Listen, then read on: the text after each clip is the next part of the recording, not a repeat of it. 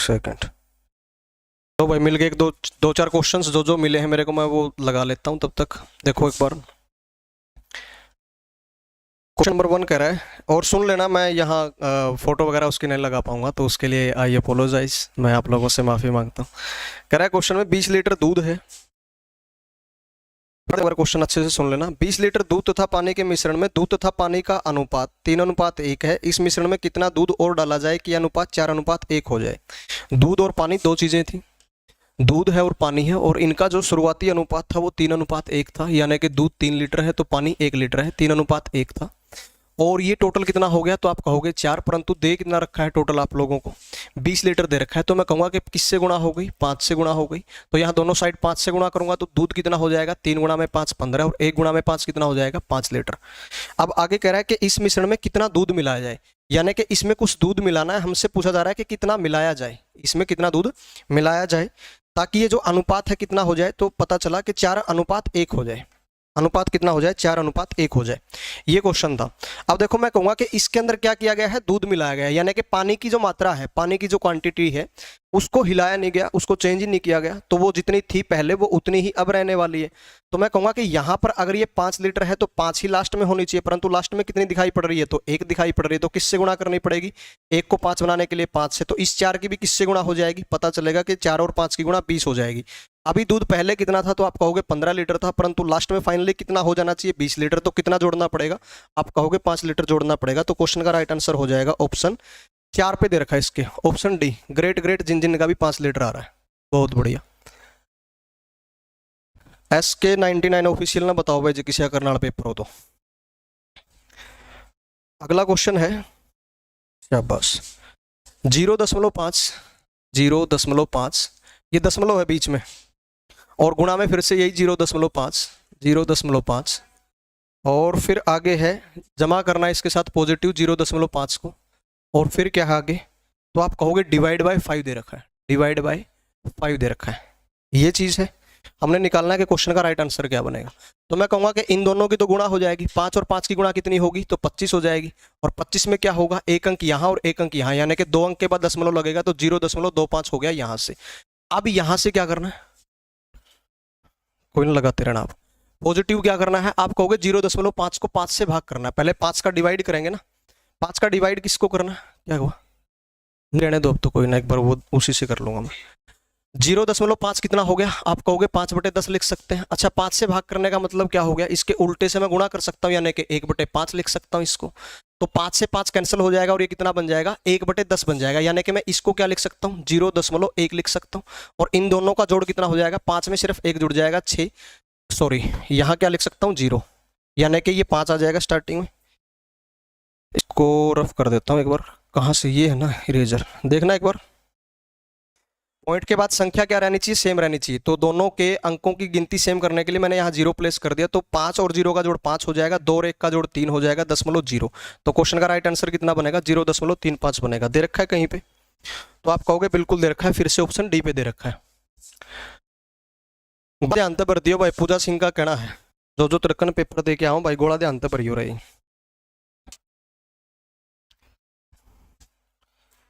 आगे देखिएगा, 3 संख्याएं हैं, 2p, 5p और 7p। 3 संख्याएं हैं मेरे पास में, पहली जो संख्या है वो है 2p, और दूसरी है 5p, और तीसरी है 7p। और आप लोगों से पूछा जा रहा है कि इन तीनों संख्याओं का एलसीएम क्या बनेगा, इन तीनों संख्याओं का एलसीएम फाइंड आउट करना है कि क्या बनेगा। अच्छा, एक बात याद रखना, जैसे कि आपको एक एग्जांपल से बताता हूँ, यहाँ p कॉमन आ जाएगा। मान लेते हैं मेरे पास में 2 संख्याएं हैं, आप कहें कि भाई 15 है और 20 है, इनका एलसीएम हर किसी को पता है कि 60 बनने वाला है। तो मैं ये कहना चाहता हूँ कि यहाँ क्या लिख सकता हूँ, इसको 5 गुणा 3, और इसको क्या लिख सकता हूँ, 5 गुणा 4। तो जो हर जगह पर है, जैसे यहाँ पर 5 है, दोनों जगह से ये तो पक्का ही आएगा, और ये 1 टाइम आएगा। अगर यहाँ 2 संख्याएं दी तो भी ये 1 टाइम ही आएगा। अब जो बच गया उनको डायरेक्ट प्लेस कर देते हैं, तो गुणा में 3 गुणा में 4, और ये क्या बन जाएगा, इनका एलसीएम बन जाएगा। तो उसी रूल के बेस पर मैं कह सकता हूँ कि p तो हर जगह से कॉमन ही आ जाएगा, तो p 1 टाइम आएगा। यहाँ p क्यूब जैसा मेरे को कोई ऑप्शन दिखाई पड़ा था, इसलिए बताइए बात। अच्छा, 2, 5 और 7 कोई भी आपस में कुछ भी कॉमन नहीं रखता, तो तीनों की गुणा आ जाएगी। 2, 5 की गुणा 10 होगी, और 7 के साथ गुणा करेंगे तो 70 आ जाएगा, यानी कि मैं लिख सकता हूँ 70p। p70 भी लिख सकते हैं, वैसे 70p लिख देता हूँ। तो इस क्वेश्चन का राइट आंसर हो जाएगा, जो कि लिख रखा है ऑप्शन बी पे। अच्छा, 70p क्यूब नहीं बनेगा, ठीक है, बस देखने लायक बात यही थी। क्यों सर? नेक्स्ट क्वेश्चन कह रहा है किसी संख्या का आधा दूसरी संख्या के 65 के बराबर है, सॉरी 65%, 65% के बराबर है, तो पहली संख्या का दूसरी संख्या से अनुपात क्या होगा? तो मैं सीधे सीधे कह सकता हूं ना कि पहली संख्या का आधा है, और आधा का मतलब क्या होता है उसका 50%। तो पहली संख्या का 50% किसके बराबर है? दूसरी संख्या b के 65% के बराबर है। अगर मेरे को रेशियो फॉर्म करना है तो मैं क्या कर सकता हूं? परसेंट से परसेंट हटा सकता हूं। दोनों को अगर 5 से ठोका जाए तो इधर 10 बनेगा, और इधर 5 से काटे तो कितना बनेगा? 13 बनेगा। अब a रेशियो b मेरे को अगर फॉर्म करना है तो a की वैल्यू कौन बनेगी? जो a के साथ नहीं है यानी कि 13, और b की वैल्यू क्या बनेगी? जो b के साथ नहीं है यानी कि 10। ये क्या हो जाएगा? इस क्वेश्चन का राइट आंसर हो जाएगा 13:10। देख लेना कहां दे रखा है, 13:10 बनेगा। ऑप्शन ए पे लिख रखा भाई इस क्वेश्चन में, ठीक है। क्या चीज? हाँ, एक सेकंड, इसमें देखने लग रहा हूं। एक कार 1 सेकंड में 20 मीटर चलती है। नेक्स्ट क्वेश्चन देखिएगा, कह रहा है एक कार 1 सेकंड में 20 मीटर चलती है, 1 सेकंड के अंदर 20 मीटर निकल लेती है। हमसे पूछा गया है कि किस किलोमीटर प्रति घंटा में इसकी चाल क्या होगी? तो मैं कहूंगा 20 मीटर प्रति सेकंड हो गया। 1 सेकंड में कितना है? 20 मीटर, तो 20 मीटर प्रति सेकंड हो गया। अगर इसको किलोमीटर प्रति घंटा में कन्वर्ट करना हो तो किससे गुणा करनी पड़ेगी? 18/5 से गुणा करनी पड़ेगी। 5 को 20 से अगर कैंसिल करें तो 4 पे कैंसिल हो जाएगा, और 18 और 4 की गुणा कितनी हो जाएगी? 72, यानी कि 72 किलोमीटर प्रति घंटा। यही क्या हो जाएगा? क्वेश्चन का राइट आंसर हो जाएगा। देख लेते हैं किस ऑप्शन पे गिवन है। ऑप्शन सी पे गिवन है भाई, ठीक है। नेक्स्ट क्वेश्चन देखिएगा, एक बार आप लोगों के कमेंट ले लेता हूं। जय श्री राम भाई सभी को। हमारे तो 33 बना है, आर के शर्मा और के तो बताओ 33 से बनने लग रहे हैं। अगला क्वेश्चन देखिएगा, कह रहा है एक संख्या को 2 भागों में इस प्रकार विभाजित किया गया कि पहले संख्या के 5 गुने को दूसरे भाग के 11 गुना में जोड़ने पर संख्या का 7 गुना प्राप्त हुआ। एक संख्या है, यहां पर कोई संख्या थी, सपोज कर लेते हैं कि कोई संख्या थी यहां पर m। इस संख्या के 2 भागों में इस प्रकार विभाजित किया गया, इस संख्या के 2 भागों में इस प्रकार विभाजित किया गया। मान लेते हैं कि पहला भाग अगर n हो तो दूसरा ऑटोमेटिकली ही क्या हो जाएगा? m घटा n हो जाएगा। आप कहोगे बिल्कुल वाजिब सी बात है, m घटा n हो जाएगा दूसरा भाग। तो ये कह रहा है कि इस प्रकार विभाजित किया, पहले भाग का 5 गुना, तो n का 5 गुना, पहले भाग का 5 गुना, और ये दूसरे भाग के 11 गुना, इस दूसरे भाग का 11 गुना में जोड़ने पर संख्या का, इन दोनों को अगर जोड़ा जाए तो क्या प्राप्त होता है? तो संख्या का 11 गुना में जोड़ने पर संख्या का 7 गुना प्राप्त हुआ, यानी कि 7m प्राप्त हो रहा है। हमसे क्या पता करना चाहता है ये? तो पहले भाग का दूसरे भाग से अनुपात क्या है? m/n फाइंड आउट करना है। कोई बात नहीं है, देख लो। तो यहां से मैं कह सकता हूं ये कितना हो गया? 5n हो गया। आगे यहां से मैं कह सकता हूं 11m मिलेगा और नेगेटिव 11n मिलेगा, और उधर से कौन मिलेगा? आप कहोगे 7m मिलेगा। सारे m एक साइड लगा दो, सारे n दूसरी साइड लगा दो, सिर्फ इतना सा काम करना है। देख लेते हैं अभी कितना बनेगा। इस 7m को अगर इधर लेकर के आऊंगा तो घट जाएगा, तो 4m बचेगा। इस अगर 11n को अगर मैं उधर लेकर के जाऊंगा तो ये तो हो जाएगा पॉजिटिव, तो ये 5n भी जब उधर जाएगा तो ये हो जाएगा नेगेटिव, तो 6n बच जाएगा पॉजिटिव। अब दोनों को अगर मैं 2 से कैंसिल करूं तो ये 2 बन गया, और ये इसको अगर मैं 2 से कैंसिल करूं तो ये 3 बन गया। अब मुझे क्या निकालना है? मुझे क्या निकालना है? तो पहला भाग यानी कि n, और रेशियो में दूसरा भाग यानी कि m घटा n निकालना है। तो n की वैल्यू, पहले मैं m अनुपात n निकाल लेता हूं, पहले मैं m अनुपात n निकाल लेता हूं। m अनुपात n क्या बनेगा? अभी कुछ टाइम पहले ये बात हुई थी कि भाई m की वैल्यू वो बनेगी जो m के साथ नहीं है यानी कि 3, और n की वैल्यू क्या बनेगी? जो n के साथ नहीं है यानी कि 2। परंतु याद रहे ये क्वेश्चन का आंसर नहीं बनेगा, ये m और n का रेशियो बन गया। क्वेश्चन का ये आंसर क्यों नहीं बनेगा समझ लेना, क्योंकि आपने जो 2 भाग किए थे ना दोस्त, वो पहला भाग n है और दूसरा भाग आपका m घटा n था। तो पहले n लिखना है, n की वैल्यू कितनी बनेगी? 2, और दूसरे भाग की वैल्यू 3 में से 2 घटेगा यानी कि 1। तो क्वेश्चन का राइट आंसर कितना बनेगा? 2:1 बनेगा। दे रखा है कहीं पे, ऑप्शन बी पे दे रखा है भाई, ठीक है। ऑप्शन बी पे दे रखा है, मेरे वाले में बी पे दे रखा है, 2:1 बनेगा। तो देखने वाली बात वही थी कि 3:2 नहीं बनेगा। कई अब भी कह रहे हैं कि 3:2 बनेगा। इसने दोनों भागों का पूछा है। अब मेरी बात को समझ पाए मेरे ख्याल से, यहाँ जो 3:2 बन रहा है ना, वो m और n का रेशियो है, और m आपका कोई भाग नहीं है उस संख्या का एज सच। इसने कहा दोनों भागों का, पहले भाग का दूसरे भाग से। आपके जो भाग है ना वो n और m घटा n है, तो पहला भाग आपका n है और दूसरा जो भाग है वो m में से n घटाने पर। m तो क्या मिला आपका भाई पूरी की पूरी संख्या थी, तो पूरी की पूरी संख्या आ गई 3 तो अपनी, उसमें से पहला भाग अगर 2 है तो दूसरा भाग कितना होगा, 1 होगा। दोनों भागों का अनुपात निकालना था। नेक्स्ट क्वेश्चन देखिएगा। क्वेश्चन कहना चाहता है 0.2, 0.2 गुणा में फिर से यही 0.2, 0.2 और फिर इसमें जोड़ करना है 0.01, 0.01 और डिवाइड करवाना है इसको। किससे डिवाइड करवाना है, 0.1, 0.1 गुणा में आगे कितना है, फिर से 0.1 है और फिर इसमें जोड़ करवाना है 0.02, 0.02 को। सिर्फ यही काम करना है ना। सारे के सारे फ्रैक्शन दे रखे, सारे की सारी भिन्नात्मक संख्याएं दे रखी अपने को। पीडीएफ सेंड करनी है, सर नंबर बताओ। 90 509 61 500 पे कर देना भाई। 90509 61500 90 509 61 500 पर व्हाट्सएप कर देना। अच्छा क्या करेंगे, 2 और 2 की गुणा हो जाएगी तो कितनी हो जाएगी, 0.4 हो जाएगी। कितनी हो जाएगी, 0.4। और 0.04 होगी, है ना, 0.04, क्योंकि 2 अंकों के बाद पॉइंट लगेगा, तो 0.04 आएगा यहां से। ये इसमें जोड़ करना है तो मैं कहूंगा ऊपर तो कितना मिल गया मेरे को, 0.05 मिल गया, नीचे कितना मिलेगा, इन दोनों की गुणा कितनी हो जाएगी, 1 ही रहेगी, पर 0.01 हो जाएगी, 0.01 हो जाएगी। तो यहां नीचे से कितना मिल गया, आप कहोगे 0.03 मिल गया। ये बीच में दशमलव लिख रखा है मैंने। अच्छा अब मैं देख पा रहा हूं कि यहां पर भी दशमलव के बाद में 2 अंक है, यहां पर भी 2 अंक है, तो दोनों को सेम अगर है तो मैं छोड़ दूंगा, तो ऊपर से कितना मिलेगा 5 और नीचे से कितना मिलेगा सिर्फ 3।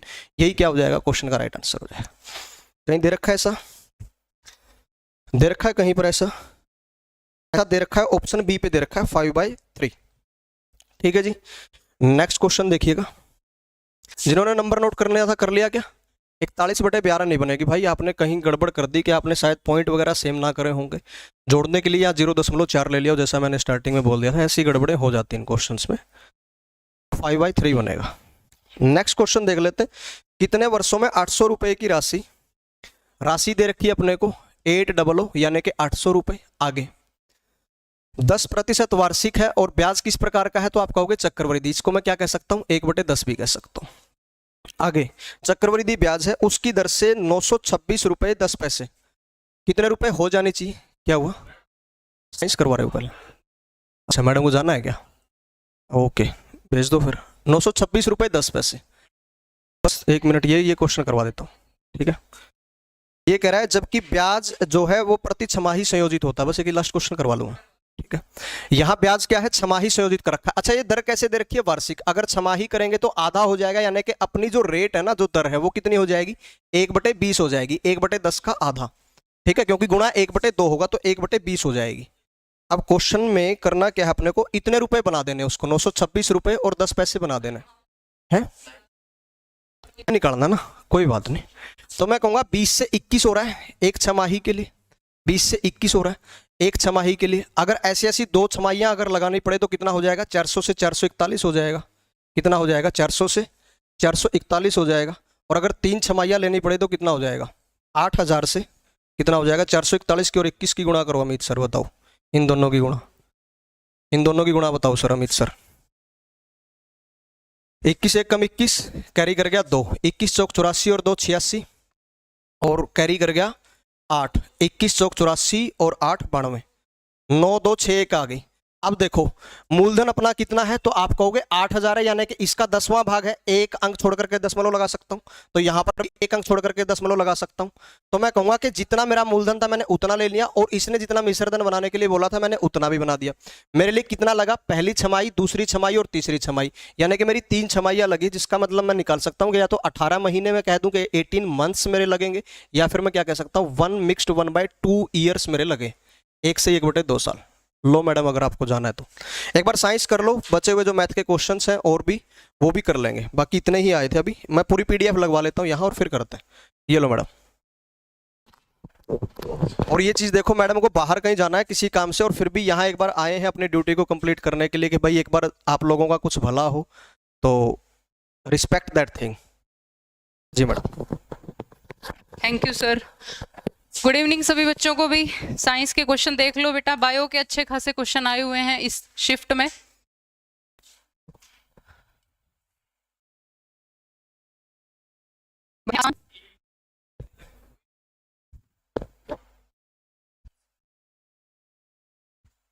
नहीं, यहाँ पे तो नहीं है।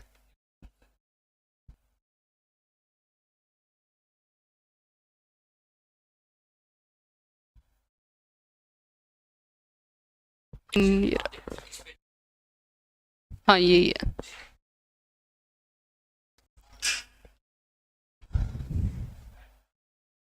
जय श्री श्याम भाई, क्वेश्चन देख लो, आंसर फटाफट से क्या आएंगे। एक बार पीडीएफ डाउनलोड हो जाती है, फिर हम साइंस के क्वेश्चन देखते हैं कल के लिए, जो बच्चे तैयारी कर रहे हैं और जो बच्चे अपने क्वेश्चन को मैच करना चाह रहे हैं।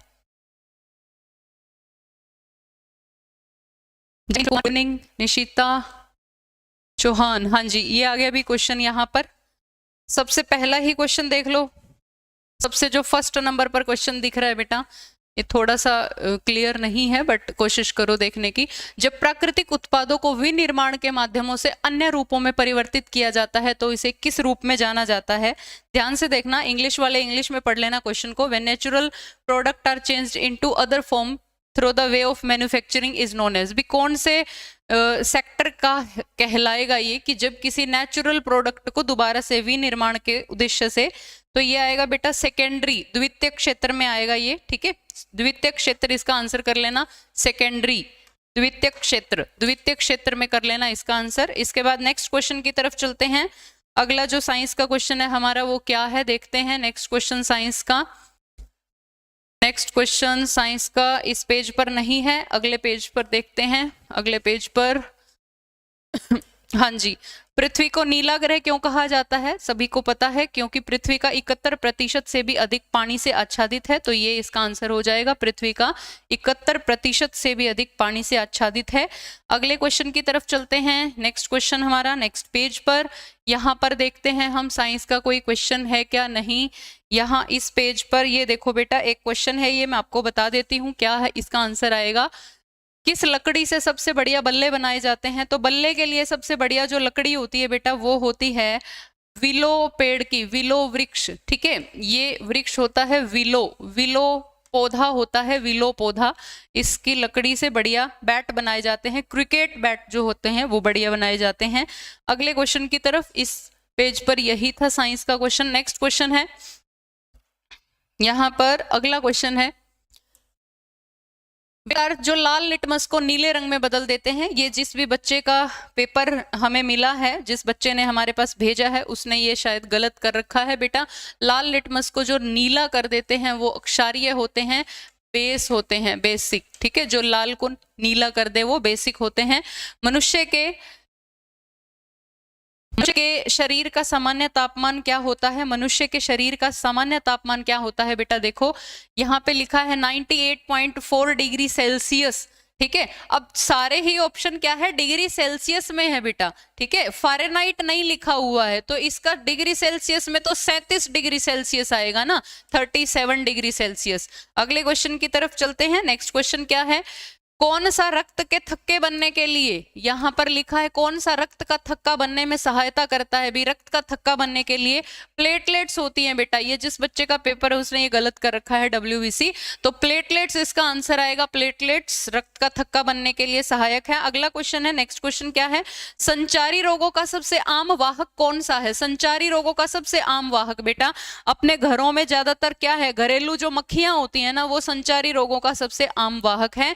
जो घरेलू मक्खी होती है, हाउस फ्लाई, ठीक है, घरेलू मक्खी जो है वो संचारी रोगों का सबसे आम वाहक है, याद रखिएगा। सबसे आम वाहक जो है वो घरेलू मक्खी है। अगले क्वेश्चन की तरफ चलते हैं। नेक्स्ट पेज पर नेक्स्ट क्वेश्चन हमें मिलेगा साइंस का, यहाँ पे आइए। नेक्स्ट क्वेश्चन है, ये देखो इस तरह का क्वेश्चन भाई मैंने आप लोगों को करवाया था, जब आप लोगों को मैराथन क्लास दी थी तो उसमें आया था, वे प्रजातियां जो एक विशेष क्षेत्र में ही पाई जाती हैं उन्हें क्या कहते हैं? वे प्रजातियां जो एक विशेष क्षेत्र में ही पाई जाती हैं उन्हें क्या कहते हैं बेटा? उन्हें एंडेमिक कहते हैं, उन्हें स्थानिक कहते हैं, ठीक है। जो एक विशेष क्षेत्र में पाई जाती है उन्हें क्या कहते हैं?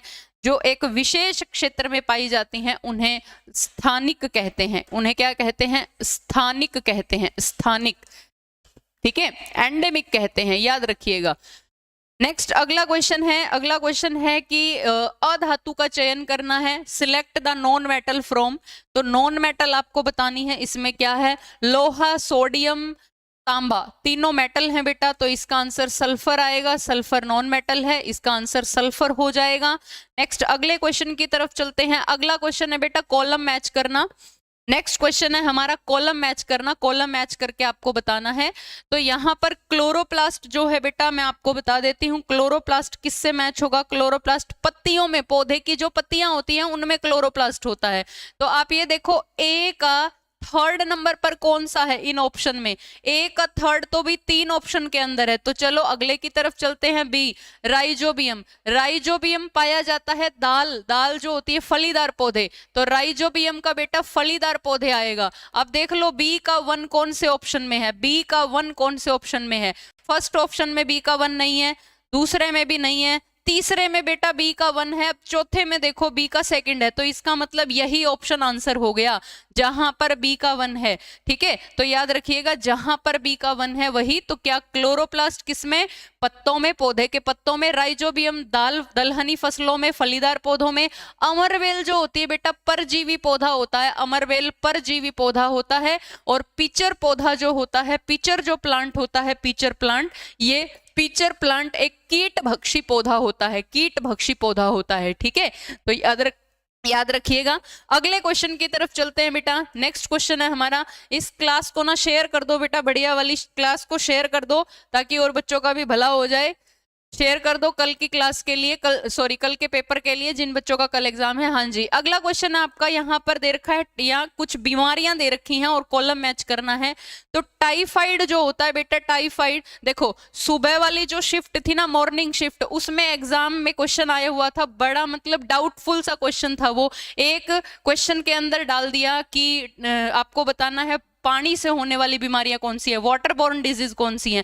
तो यहाँ पे देखो आप, अब वहां तो वाटर बोर्न में डाल दिया, और हम लोग जो है उन ऑप्शन में से चूज करें तो किसको करें, क्योंकि टाइफाइड जो है वो भी दूषित जल से होती है बीमारी, हैजा भी होती है, और एक बीमारी और वहां पर दे रखी थी डिसेंट्री, वो भी दूषित जल से होती है, बट उनका जो जनरेटर है बेटा वो अलग होता है। तो अब यहाँ देखो शाम वाली जो शिफ्ट है इसमें इसने क्या किया, कॉलम मैच करना बता दिया, और यहाँ पे देखो टाइफाइड को क्या लिख रहा है, बैक्टीरिया। सही, क्योंकि टाइफाइड जो बेटा वैसे तो बैक्टीरिया ही जनरेट करता है ना, बट इसको ट्रांसमिट करने के लिए पानी, जो दूषित पानी है वो जिम्मेदार है, दूषित भोजन है वो जिम्मेदार है। तो टाइफाइड, इस क्वेश्चन का आंसर क्या होगा, टाइफाइड बैक्टीरिया, क्योंकि typhoid is a bacterial disease.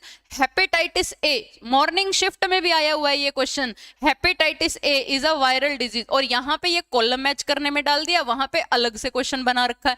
Hepatitis A is a viral disease, virus से होगा। तो देख लो टाइफाइड बैक्टीरिया से, ए का 3 किस ऑप्शन में, ए का 3 है भाई, ए का 3, ए का 3 दो ऑप्शन में है बेटा, एक तो फर्स्ट नंबर वाला ऑप्शन और एक चौथे नंबर वाला ऑप्शन, ए का 3। अब हमें बी का और देखना पड़ेगा, हेपेटाइटिस ए। हेपेटाइटिस ए जो है वायरस से होता है, तो बी का 1 देखो, बी का 1 भी 2 ऑप्शन में है। अब बी का 1 जिस 2 ऑप्शन में है उनमें से एक ऑप्शन में ए का बेटा 2 है और 3 है, हमें तो ए के 3 पे जाना है, तो चौथे वाला ये इसका सही आंसर हो जाएगा, ए का 3, यानी टाइफाइड बैक्टीरिया से, हेपेटाइटिस ए वायरस से होता है, और मलेरिया जो है बेटा प्रोटोजोआ से होने वाली बीमारी है, प्लाज्मोडियम नाम का प्रोटोजोआ मलेरिया रोग को पैदा करता है, याद रखना।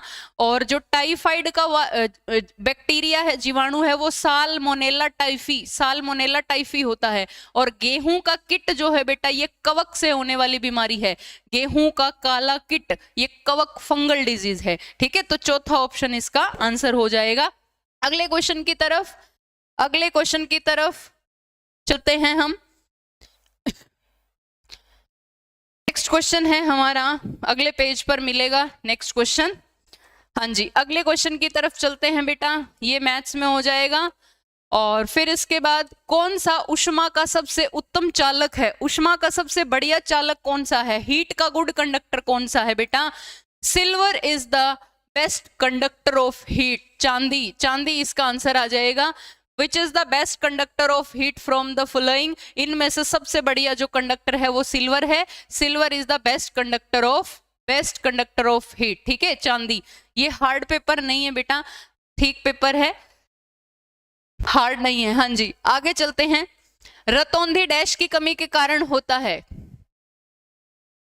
रतौंधी डैश की कमी के कारण होता है। रतौंधी जो है विटामिन ए की कमी के कारण होता है, नाइट ब्लाइंडनेस विटामिन ए की कमी से, विटामिन सी से स्कर्वी, विटामिन डी से रिकेट्स रोग, विटामिन बी से, विटामिन बी का मतलब है विटामिन B1 बेरी बेरी रोग, ठीक है, तो विटामिन ए से। इस क्वेश्चन का आंसर होगा विटामिन ए। अगले क्वेश्चन की तरफ चलते हैं। पूछा है कि तिल चट्टा वायु नलिकाओं के नेटवर्क के माध्यम से सांस लेता है और उनको क्या कहते हैं? इंग्लिश में देखो, cockroach breathe through network of air tube called, तो बेटा इसको क्या कहते हैं? इसको श्वास नली कहते हैं, श्वास नली इसका आंसर आएगा, ट्रिकिया। और जो तिल चट्टा है, कॉकरोच है, इसमें कितने जोड़ी पैर होते हैं बेटा? पूछ सकता है, 3 जोड़ी पैर होते हैं। और सबसे ज्यादा हार्ट में चैम्बर तिल चट्टे में पाए जाते हैं। तिल चट्टे के दिल में कितने चैम्बर होते हैं? 13 चैम्बर होते हैं, अगर कल के किसी शिफ्ट में आपसे पूछ लिया जाए। अगला क्वेश्चन आपको दिखाई दे रहा है कि इनमें से कौन सा अल्पता से यानी कमी से संबंधित रोग नहीं है? Which of the following is not a deficiency disease? तो बेटा गोएट्रे तो देखो ये होता है आयोडीन की कमी से, घेंगा रोग होता है, स्कर्वी विटामिन सी की कमी से, एनीमिया विटामिन B12 की कमी से, और मलेरिया जो है बेटा ये प्रोटोजोआ की वजह से होने वाला रोग है। तो इसका राइट आंसर हो जाएगा मलेरिया, क्योंकि क्वेश्चन पूछा है कि कौन सा जो है डेफिशिएंसी से होने वाला रोग नहीं है, बाकी के तीनों तो कमी से हो रहे हैं ना, मलेरिया प्रोटोजोआ से हो रहा है। नेक्स्ट और कोई क्वेश्चन देखते हैं, है कि? हाँ जी बिल्कुल है जी, साइंस का और क्वेश्चन यहाँ पर मैच करना आया है कि कौन सा यहाँ पर मैच होगा। जी ये है, यहाँ पर दे रखा है छोटी आंत। हमारी जो स्मॉल इंटेस्टाइन होती है बेटा, स्मॉल इंटेस्टाइन में होता है फूड का अब्जॉर्प्शन, तो भोजन का छोटी आंत में क्या होगा? भोजन का पाचन होगा। तो A का 3 देख लो कहाँ है, A का 3 भी 2 ऑप्शन में A का 3 है, तो बाकी के तो काट ही दो, हमें देखना ही नहीं है, इन 2 में से हमारा आंसर बनेगा। आगे चलो, बड़ी आंत में क्या होता है? बड़ी आंत में होता है बेटा फॉर्मेशन ऑफ फेकिस या डिफिकेशन होता है। तो बड़ी आंत में तो यहाँ पर B का 4th देखेंगे किस ऑप्शन में? दोनों में ही है। आगे फिर हमारे पेट में भोजन का विलोडन यानी कि यहाँ पर चर्निंग ऑफ फूड होती है बेटा, तो चर्निंग ऑफ फूड C का 2nd इसमें है बेटा, तो ये आंसर हो जाएगा 2nd वाला हमारा, ठीक है, याद रखिएगा। और सबको पता है मुंह में तो भोजन को चबाया जाता है, तो यहाँ एक ही ऑप्शन ऐसा है बेटा D का 1st जिसमें है भोजन को चबाना, तो ऐसे भी आप D का 1 देख के भी ये आंसर कर सकते थे।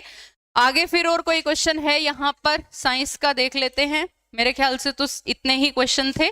आगे फिर और कोई क्वेश्चन साइंस का? ये रीजनिंग में आ जाएगा बेटा, ये रीजनिंग में आएगा।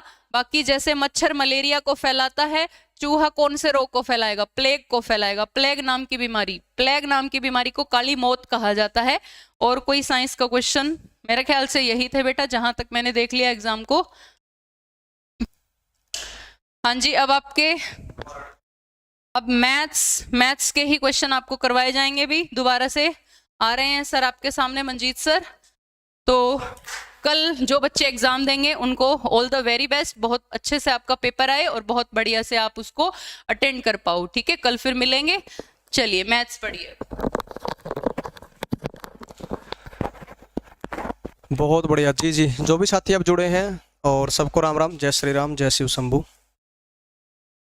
और मेरी तो साइंस ने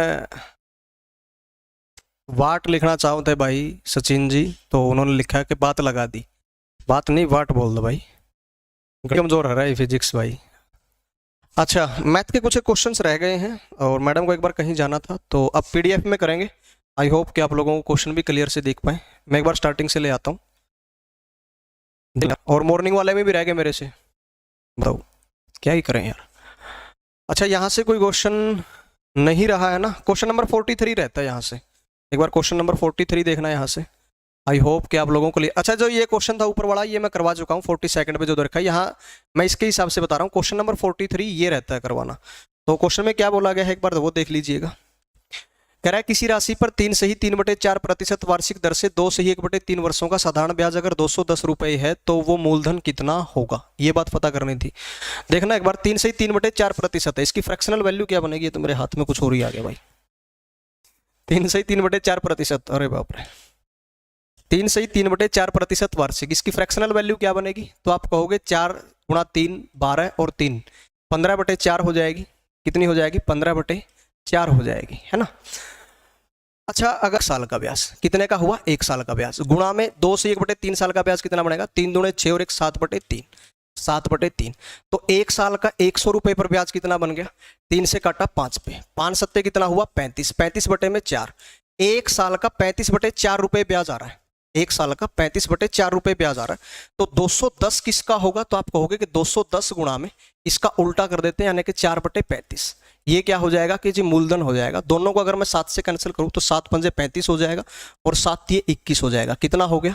7 तिये 21 हो गया। अब 5 से 30 को काटा तो 6 हो गया। 6 और 4 की गुणा कितनी हो गई? आप कहोगे 24 रुपए आ गया। अब ये 24 रुपए मूलधन किसके हिसाब से बना है? तो आप कहोगे कि मूलधन हमने 100 रुपए ले रखा है, यानी कि इस 100 को अब यहां अगर गुणा में करना होगा तो कितना हो जाएगा? गुणा में 100 हो जाएगा, और जो कि कितना बनेगा? प्रिंसिपल बनेगा 2400 रुपए। अब ठीक है का, ठीक है, चढ़े पैर दिए थे भाई। अच्छा, नीचे वाला क्वेश्चन देखो, यदि a तथा b दो भिन्न पूर्णांक है तो निम्न में से कौन सा गलत होगा? ऑप्शन ए देखिएगा, कह रहा है a में अगर 0 जोड़ें। अच्छा, भिन्न पूर्णांक है ये, और इंग्लिश में क्या बोला जाएगा? तो आप कहोगे इंटीजर्स वैल्यू है, इंटीजर वैल्यूज हैं। और इंटीजर का मतलब होता है कि जिनके साथ पॉजिटिव नेगेटिव साथ में लगाया जा सकता है, दोनों के लगा होता है। अब यहाँ a में अगर 0 जोड़ें और 0 में a जोड़े तो ये वापस से a मिलेगा, ये बात सही है। इसने पूछा है कौन सा गलत है। अगला ऑप्शन कह रहा है कि a में से अगर 0 घटा दें तो ये a ही बनेगा, ये बात सही है। और फिर 0 में से a घटा दें, इसके बराबर नहीं है, तो ये बात भी इसकी सही है। आगे कह रहा है कि a में अगर b जोड़े और b में a जोड़े कॉम्यूटेटिव ला, ये भी सही है। a में से अगर b घटाएं तो वो b घटा a के बराबर होगा, ये बात इसकी गलत है। तो क्वेश्चन का आंसर ऑप्शन 4 हो जाएगा, जहां पर लिख रखा है कि a में से b घटाने पर और b में से a घटाने पर दोनों आपस में बराबर हो जाते हैं, तो ये बराबर नहीं होते। इस बात को आप यूं समझ लीजिए, अगर मैं 5 में से 4 घटा रहा हूं तो क्या वो वही मिलता है जो 4 में से 5 घटाने पर मिलता है? जी नहीं, 5 में से 4 घटाने पर तो 1 मिलता है, वहीं 4 में से 5 घटाने पर नेगेटिव 1 मिलता है, जो कि बराबर कतई नहीं होता। तो ये बात गलत है इसकी, ऐसा नहीं बोलना चाहिए था इसको, ठीक है। आगे, और एक सेकंड, ये जूम हो जाएगा सीधे? नहीं,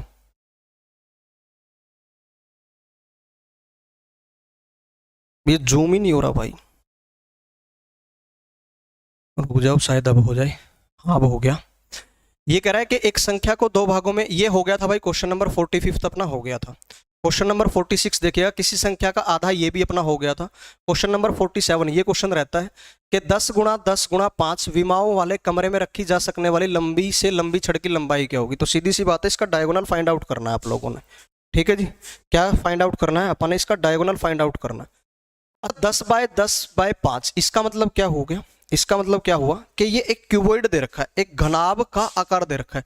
क्यूब में और क्यूबॉइड में क्या फर्क होता है कि तीनों डायमेंशन जिसके लिए सेम रहते हैं वो तो क्यूब होता है, और यहाँ क्या है, डायमेंशन तीनों अलग अलग है, यानी कि ये क्यूबॉइड है।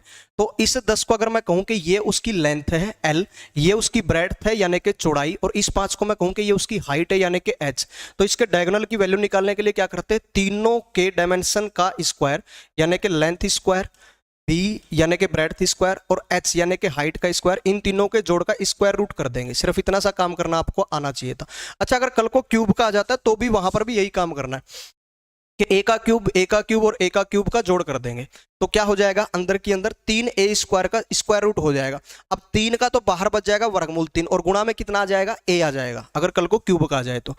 अच्छा, अब यहाँ पर L की वैल्यू 10 और 10 का स्क्वायर 100 और 10 का स्क्वायर 100 और 5 का स्क्वायर 25, तो 100 और 100 200 और 25, 225 और 225 का सीधे सीधे वर्गमूल कितना हो जाएगा? आप कहोगे 15 मीटर। इस क्वेश्चन का राइट आंसर हो जाएगा, ठीक है, क्लियर? साफ नहीं है क्वेश्चन, साफ नहीं दिख रहे? चलो कोई ना, सुन लेना, सुनते रहे आप लोग, अगर दिखाई नहीं दे रहा तो सुन तो रहा होगा साफ से। अगला क्वेश्चन देखिएगा, ये क्वेश्चन अपना हो गया था भाई 48, ये क्वेश्चन हो गया था, और ये बना था 1.5 साल यानी कि 1 से 1/2 ईयर। और क्वेश्चन नंबर 49 मैं आप लोगों को शायद क्लियर ना दिख रहा हो, ये क्वेश्चन करवा चुके हैं यहाँ पर। क्वेश्चन नंबर 50 भी हो चुका है, ये क्वेश्चन नहीं हुआ है। क्वेश्चन नंबर 51 देख लो, क्वेश्चन नंबर 51 देख लीजिएगा, ये क्वेश्चन नहीं हुआ है अपना, क्वेश्चन नंबर 51 नहीं हुआ है, क्वेश्चन नंबर 51 नहीं हुआ है। देखो क्या बोला गया, यदि किसी वस्तु का विक्रय मूल्य उसके क्रय मूल्य का 4/3 है, तो जो जैसे जैसे बोला गया ना वो वैसे वैसे लिख दो आप। इसने क्या कहा, विक्रय का विक्रिया को मैं केवल वीक लिख रहा हूं। ये बराबर क्या है, क्रिया का 4/3 है, तो क्रिया को मैं केवल क्रिया ही लिख रहा हूं, गुणा में 4/3। अब अगर इस 3 को मैं यहां से हटाना चाहूं तो ये यहां पर आ जाएगा, यानी कि 3 गुणा में विक्रिया मूल्य बराबर है 4 गुणा में क्रिया मूल्य। अब अगर मैं क्रिया और विक्रिया के बीच में एक रेशियो फॉर्म करना चाहूं, अनुपात बनाना चाहूं, तो क्रिया की वैल्यू ठीक वो बनेगी जो क्रिया के साथ नहीं है यानी कि 3, और विक्रिया की वैल्यू वो बनेगी जो विक्रिया के साथ नहीं है यानी कि 4। इसका मतलब वो बंदा, अच्छा क्रिया को इंग्लिश में बोलते हैं कॉस्ट प्राइस और विक्रिया को बोलते हैं सेलिंग प्राइस, ठीक है। तो 3 रुपए में खरीद रहा है और 4 रुपए में बेच रहा है, तो मैं कहूंगा उसको क्या हो गया, 1 रुपए का लाभ हो गया। बटे में किस पर हुआ, लाभ हो चाहे हानि हो, हमेशा ही किस पर होता है, तो क्रय मूल्य यानी कि कॉस्ट प्राइस पर। तो बटे में कितना आ जाएगा 3, और गुणा में प्रतिशत बनाने के लिए 100 कितना आ जाएगा 33 से 1/3%। इस क्वेश्चन का राइट आंसर आ जाएगा, जो कि इसने मेंशन कर रखा है कि भाई इस सौदे में लाभ प्रतिशत कितना। अगर मेंशन ना भी करता तो भी हम बता देते कि उसको लाभ होगा, तो 33 से 1/3% लाभ, न कि हानि। आगे देख लेते हैं अगर कोई क्वेश्चन रह गया हो तो। हाँ, क्वेश्चन नंबर 52 भी रहता है, ये देख लो। क्वेश्चन नंबर 52, ये शायद आप क्लियर दिख रहा हो। एक कार्य का 1/4 भाग 10 दिन में कर सकता है। एक कार्य का 1/4 भाग 10 दिन में कर सकता है। बी उसी कार्य का 40% भाग 20 दिन में करता है, जबकि सी उसी काम का 1/3 भाग 13 दिन में कर सकता है। तीनों में से कौन पूरे कार्य को सबसे कम समय में कर सकता है, यानी कि जिसका टाइम कम होगा वही क्वेश्चन का राइट आंसर हो जाएगा। तो सीधे सीधे काम यही करना होता है कि भाई 1/4 भाग अगर दे रखा है ना, तो इस भाग का उल्टा करके जितना समय दे रखा है उसके साथ गुणा में कर दो, यानी कि ए कितना समय लेगा, तो आप कहोगे 10 दिन तो उसके दे ही रखे, और कितना भाग किया था 1/4, इसका उल्टा कर दो आप, तो 4/1, यानी कितना हो जाएगा 40 दिन लगाएगा ए नाम का व्यक्ति इस काम को कंप्लीट करने में। बी कितना समय लगाएगा, तो बी के लिए 40% दिया गया, और 40% की फ्रैक्शनल वैल्यू क्या बनेगी, तो आप कहोगे 2/5 बनेगी, और उसके लिए समय कितना दे रखा है 20 दिन। तो बी का वास्तविक समय पूरे काम के लिए कितना होगा, तो 20 की गुणा इसके जितना भाग इसने कर रखा है उसके उल्टे से कर दो, यानी कि 5/2 से बराबर कितना आ जाएगा, आप कहोगे 50 दिन आ जाएगा। अब रही बात सी की, तो सी कितना समय लगाएगा, कह रहा है 1/3 भाग कर रहा है और वो भी 13 दिन लगा रहा है, तो पूरे काम पर कितने दिन लगेंगे, तो मैं कहूंगा 13 गुणा में, इसी रूल को फॉलो करना है, बस 1/3 का उल्टा कर देंगे, कितना आ जाएगा 39 आ जाएगा, 39 दिन। अब आप लोगों से पूछा गया सबसे कम समय किसका होगा, तो वो क्लियर कट दिख रहा है, तीनों में से कम संख्या यही है, यानी कि आंसर होगा ऑप्शन ए, जहां लिख रखा है सी इस काम को सबसे कम समय में कर सकता है। कट ऑफ बता दो कितने तक जाएगी। अभी कट ऑफ के बारे में कोई आइडिया नहीं लगाया जा सकता, और जो लगा रहे हैं वो बेवकूफ लोग हैं, और उन्होंने क्या करा नहीं भाई, जो कर अपना हरियाणवी स्लैंग में बोला है कि भाई धूड़ में लट तेला में तेल नहीं, वाह बात है। अभी कल के 2 एग्जाम होने रहते हैं, उसके बाद में कुछ पता चलेगा ना कि भाई उनका लेवल क्या रहता है, वो सब चीजें आप लोगों को पूरा स्क्रूटनाइज करके फिर बताए जाएंगे। क्वेश्चन नंबर 53 देखिएगा अभी, क्वेश्चन नंबर 53, ये भी नहीं करवाया था पहले, अब देख लो क्वेश्चन नंबर 53, ये भी चलने लग रहा है।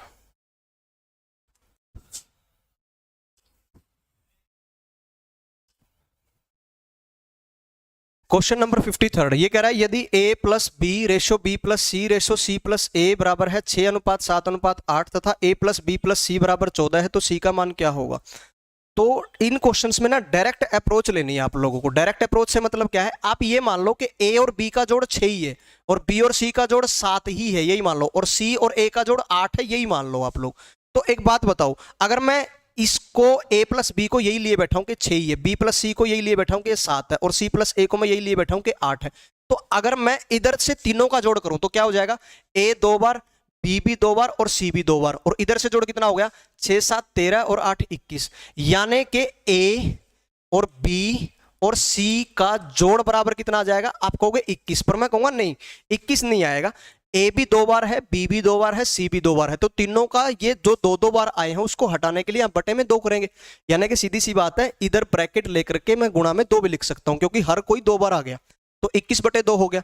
परंतु यहां जो a प्लस बी का जोड़ दे रखा है वो 14 है, यानी कि 21/2 की जगह वास्तव में कितना आना चाहिए, आप कहोगे 14 आना चाहिए।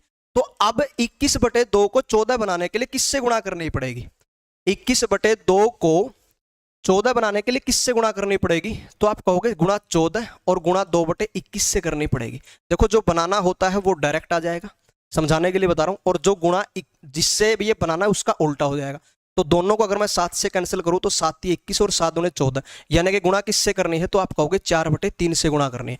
अब ये जो 4/3 निकला है ना, ये एग्जैक्ट वैल्यू फिक्स कर देगा। कहने का मतलब क्या हुआ भाई, a प्लस बी की एग्जैक्ट वैल्यू क्या है, a प्लस बी की एग्जैक्ट वैल्यू कितनी है, तो अपन ने तो 6 ली थी ना, इसे 6 की 4/3 से गुणा करोगे आप तो कितना हो जाएगा 8। ये a प्लस बी की एग्जैक्ट वैल्यू है। अच्छा, a प्लस बी प्लस सी की एग्जैक्ट वैल्यू ऑलरेडी गिवन थी, कितने के बराबर, 14 के बराबर।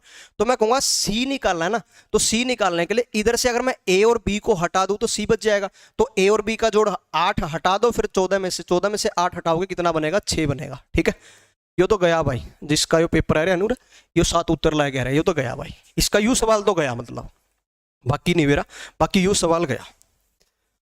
अगला क्वेश्चन देख लेते हैं, क्वेश्चन नंबर 54। हाँ, ये क्वेश्चन भी अपना नहीं हुआ था पहले, अब देख लीजिएगा इस क्वेश्चन को। देखो,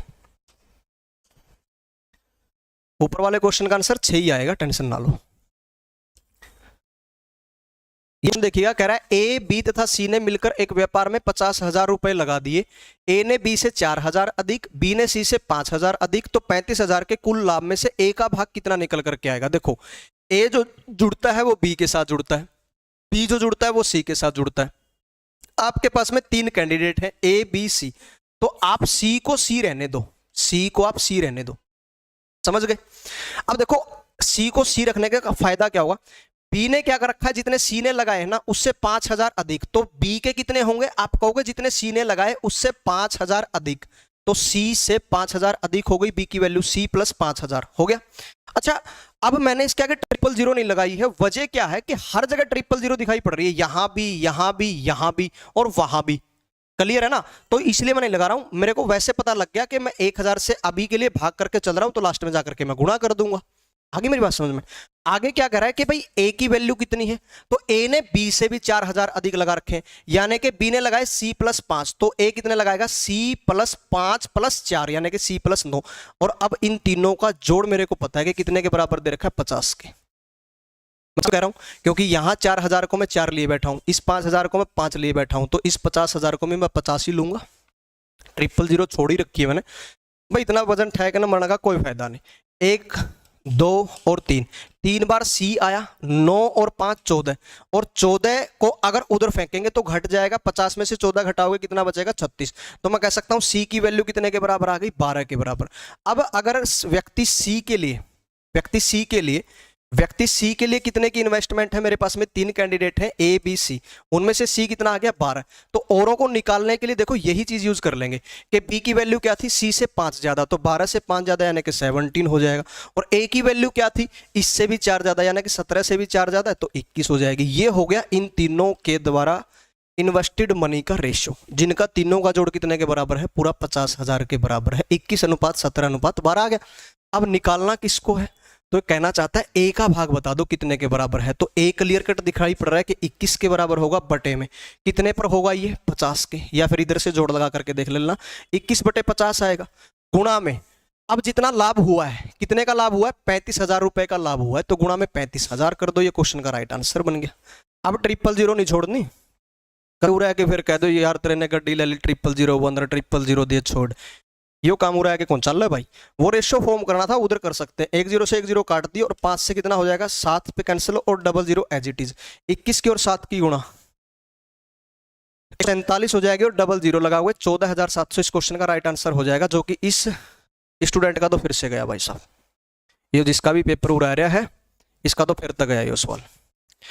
अच्छा, क्वेश्चन नंबर 55 आप कर चुके हैं भाई, क्वेश्चन नंबर 55 मैं पहले करवा चुका था, साइंस से पहले करवा चुके वो क्वेश्चन, आगे देख लेते हैं। और मेरे ख्याल से अब कोई क्वेश्चन ऐसा पेंडिंग है नहीं, ठीक है, ऐसा कोई क्वेश्चन पेंडिंग है नहीं अब अपना। मोहन सर आ जाओ, सुनाओ भाई। हाँ, 14,700 होगा, जिसका भी होगा, लीसो ऐप जिंदाबाद भाई, बहुत बढ़िया भाई। एक बार ठकाइयो और शेर सारा ग्रुप ग्राफ में बगाए दो, जब तो नहीं हिला बगाइयो एक बार। प्रदीप ने काम जुम्मा लाया था, बुलाइयो एक बार। ले भाई एक बार आपने देख लिया कड़ा है,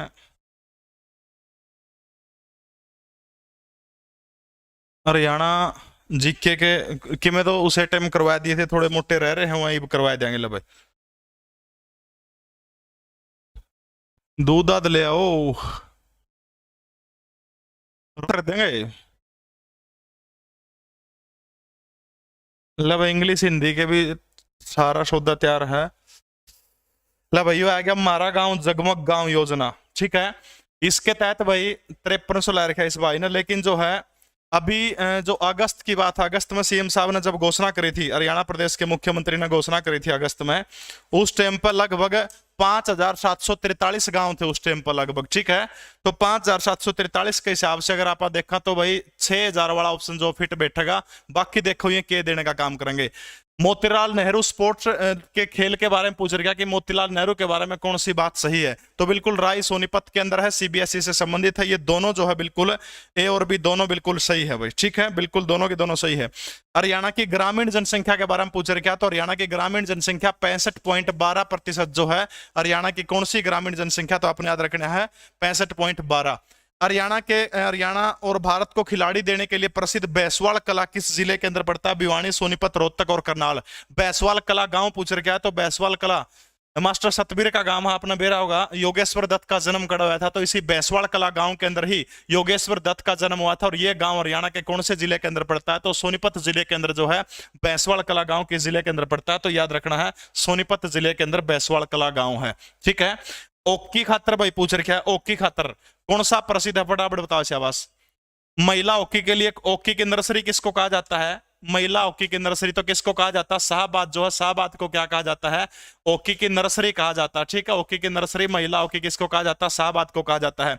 मसाणी बांध हरियाणा के रेवाड़ी जिले के अंदर बिल्कुल सही है, साहिबी नदी के ऊपर मसाणी बांध है।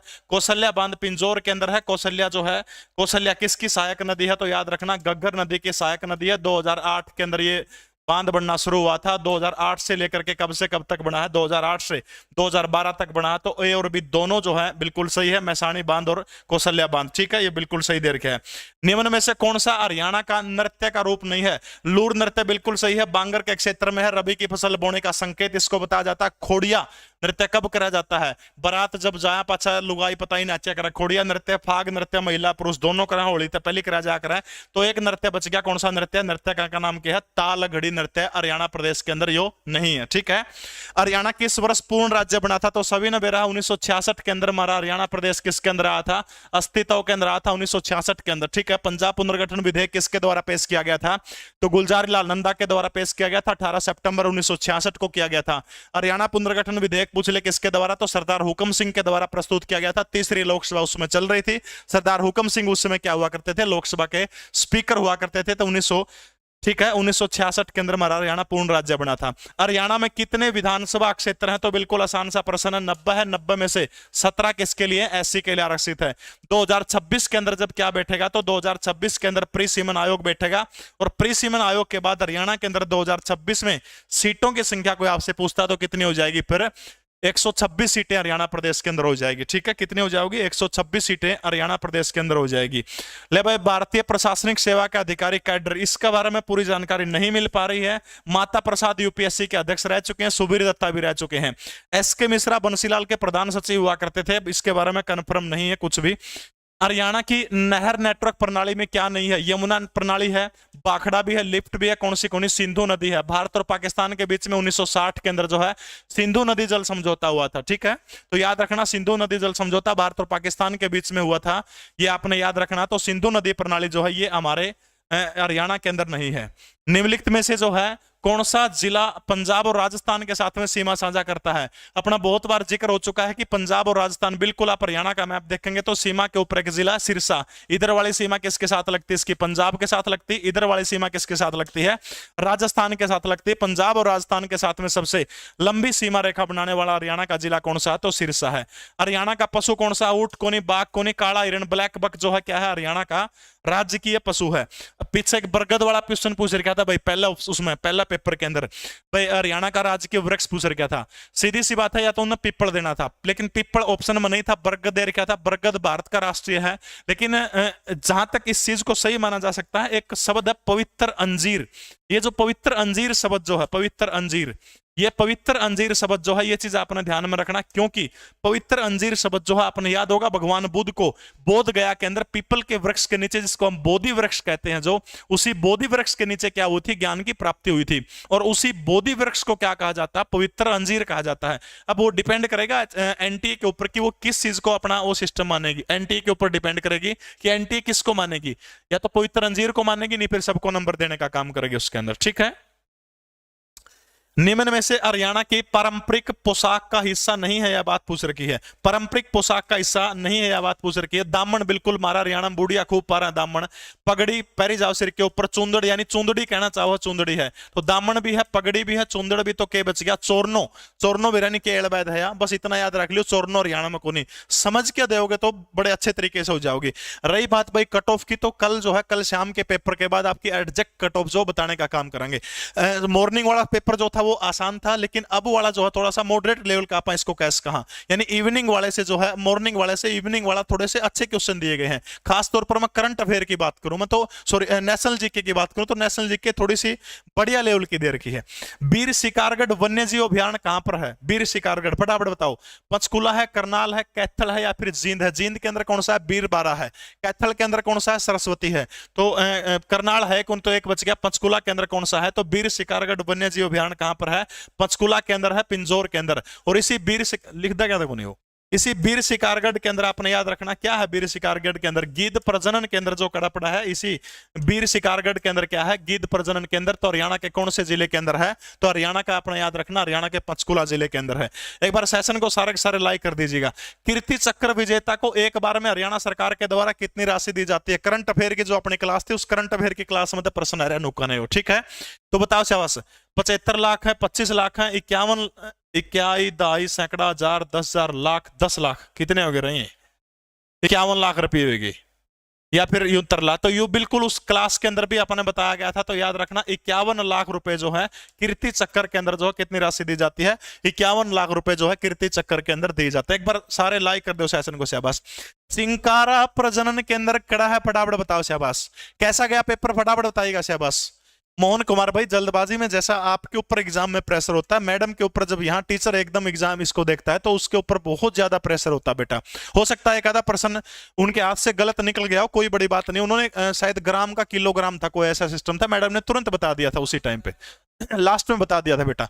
ऐसा थोड़ा मोटा चलता रहो, भगवान तो कोई है को नहीं, क्योंकि आज के कंपटीशन के दौर में जो है बहुत ज्यादा प्रेशर होता है, इसलिए जो है इस चीज को थोड़ा सा वो करें आप, कोई दिक्कत नहीं है।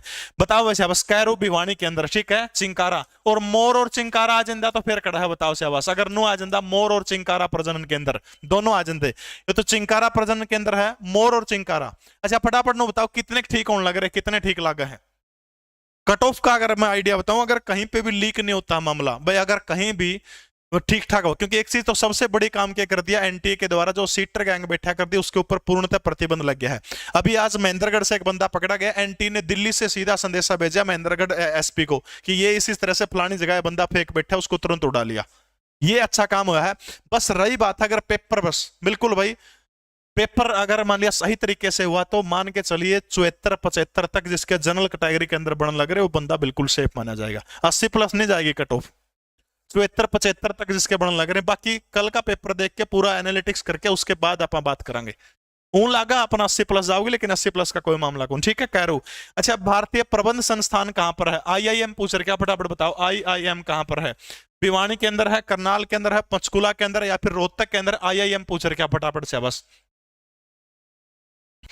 सर जी अब तक आपने बताया जितने ठीक है, चलो भाई शाबाश, बिल्कुल झाबुआ रेवाड़ी मोर दोनों आ जाओ तो हाँ बता दिया 75 के आसपास रहोगी, जूम कर दिया, कोई दिक्कत नहीं। बताओ शाबाश कि भारतीय प्रबंध संस्थान कहां पर है?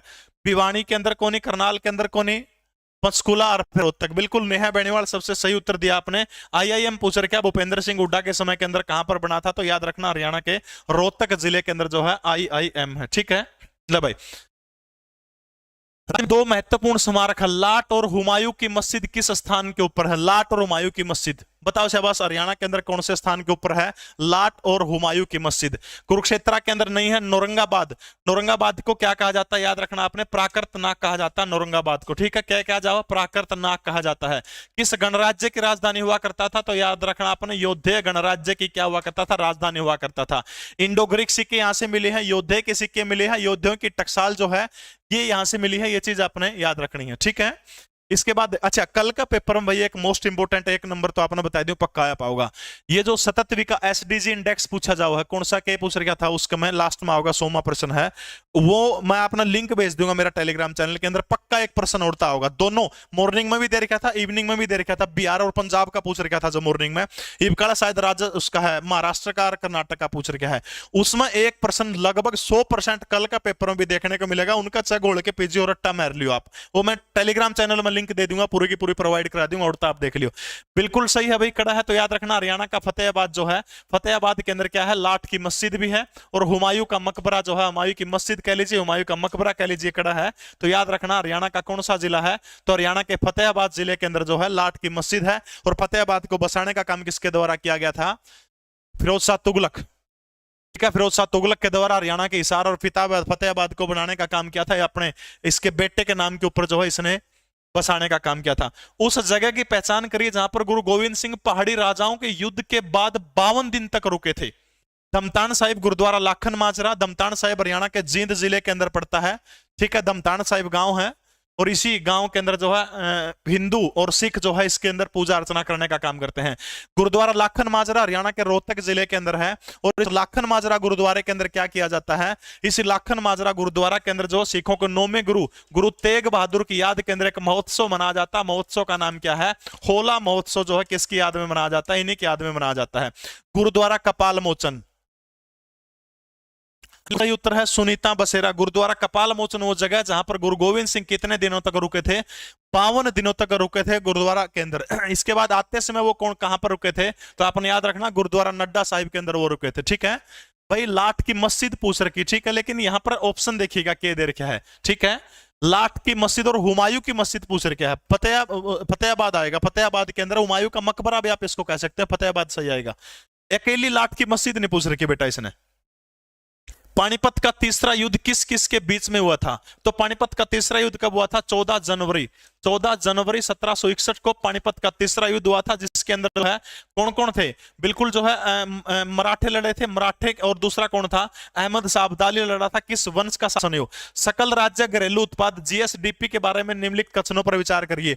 यो प्रश्न जिसका तड़का पेपर है, लिंक दे दूंगा, इतने इतने आंकड़े ना तो मेरा याद रहा करते, किसी का भी कौन रहा हूं देखो, लेकिन अगर आपने एक नंबर पक्का करना तो तड़का में फिर पूछेगा, मॉर्निंग में भी पूछ रखा था, इवनिंग में भी पूछ रखा था। हरियाणा का जीएसडीपी कर्नाटक से अधिक है, कोनी कर्नाटक से थोड़ा है, गलत हो गया। महाराष्ट्र का जीएसडीपी हरियाणा के जीएसडीपी से अधिक से, ना जीएसडीपी कर्नाटक वाले से, महाराष्ट्र वाले से, महाराष्ट्र का हरियाणा से कम है, तो ना तो ए सही आओगा ना बी सही आओगा, ये दोनों को नहीं आओ इसके अंदर, ठीक है। तो ये बी ऑप्शन इसका राइट आंसर हो जाएगा। तो कहने का मतलब क्या है भाई, इसमें तक पक्का एक प्रश्न उड़ता पूछा जाएगा। और अभी रीजनिंग की होगी, उसके बाद कौन से रह गए, हिंदी, इंग्लिश और नेशनल जीके, उसके लिए सारे के सारे लीसो की टीम तैयार है। अभी मोहन सर आपके सामने आपको रीजनिंग करवाने का काम करेंगे। कल वाली क्लास जो है, कल वाली क्लास भी होंगी, कल भी आपको जो है सोल्यूशन करवाने का काम किया जाएगा। कल भी आप राइट टाइम के ऊपर 12:15 बजे आप जुड़ने का काम करिएगा लीसो की टीम के साथ में। बहुत बहुत धन्यवाद आप सभी को, मोहन सर रीजनिंग करवाएंगे।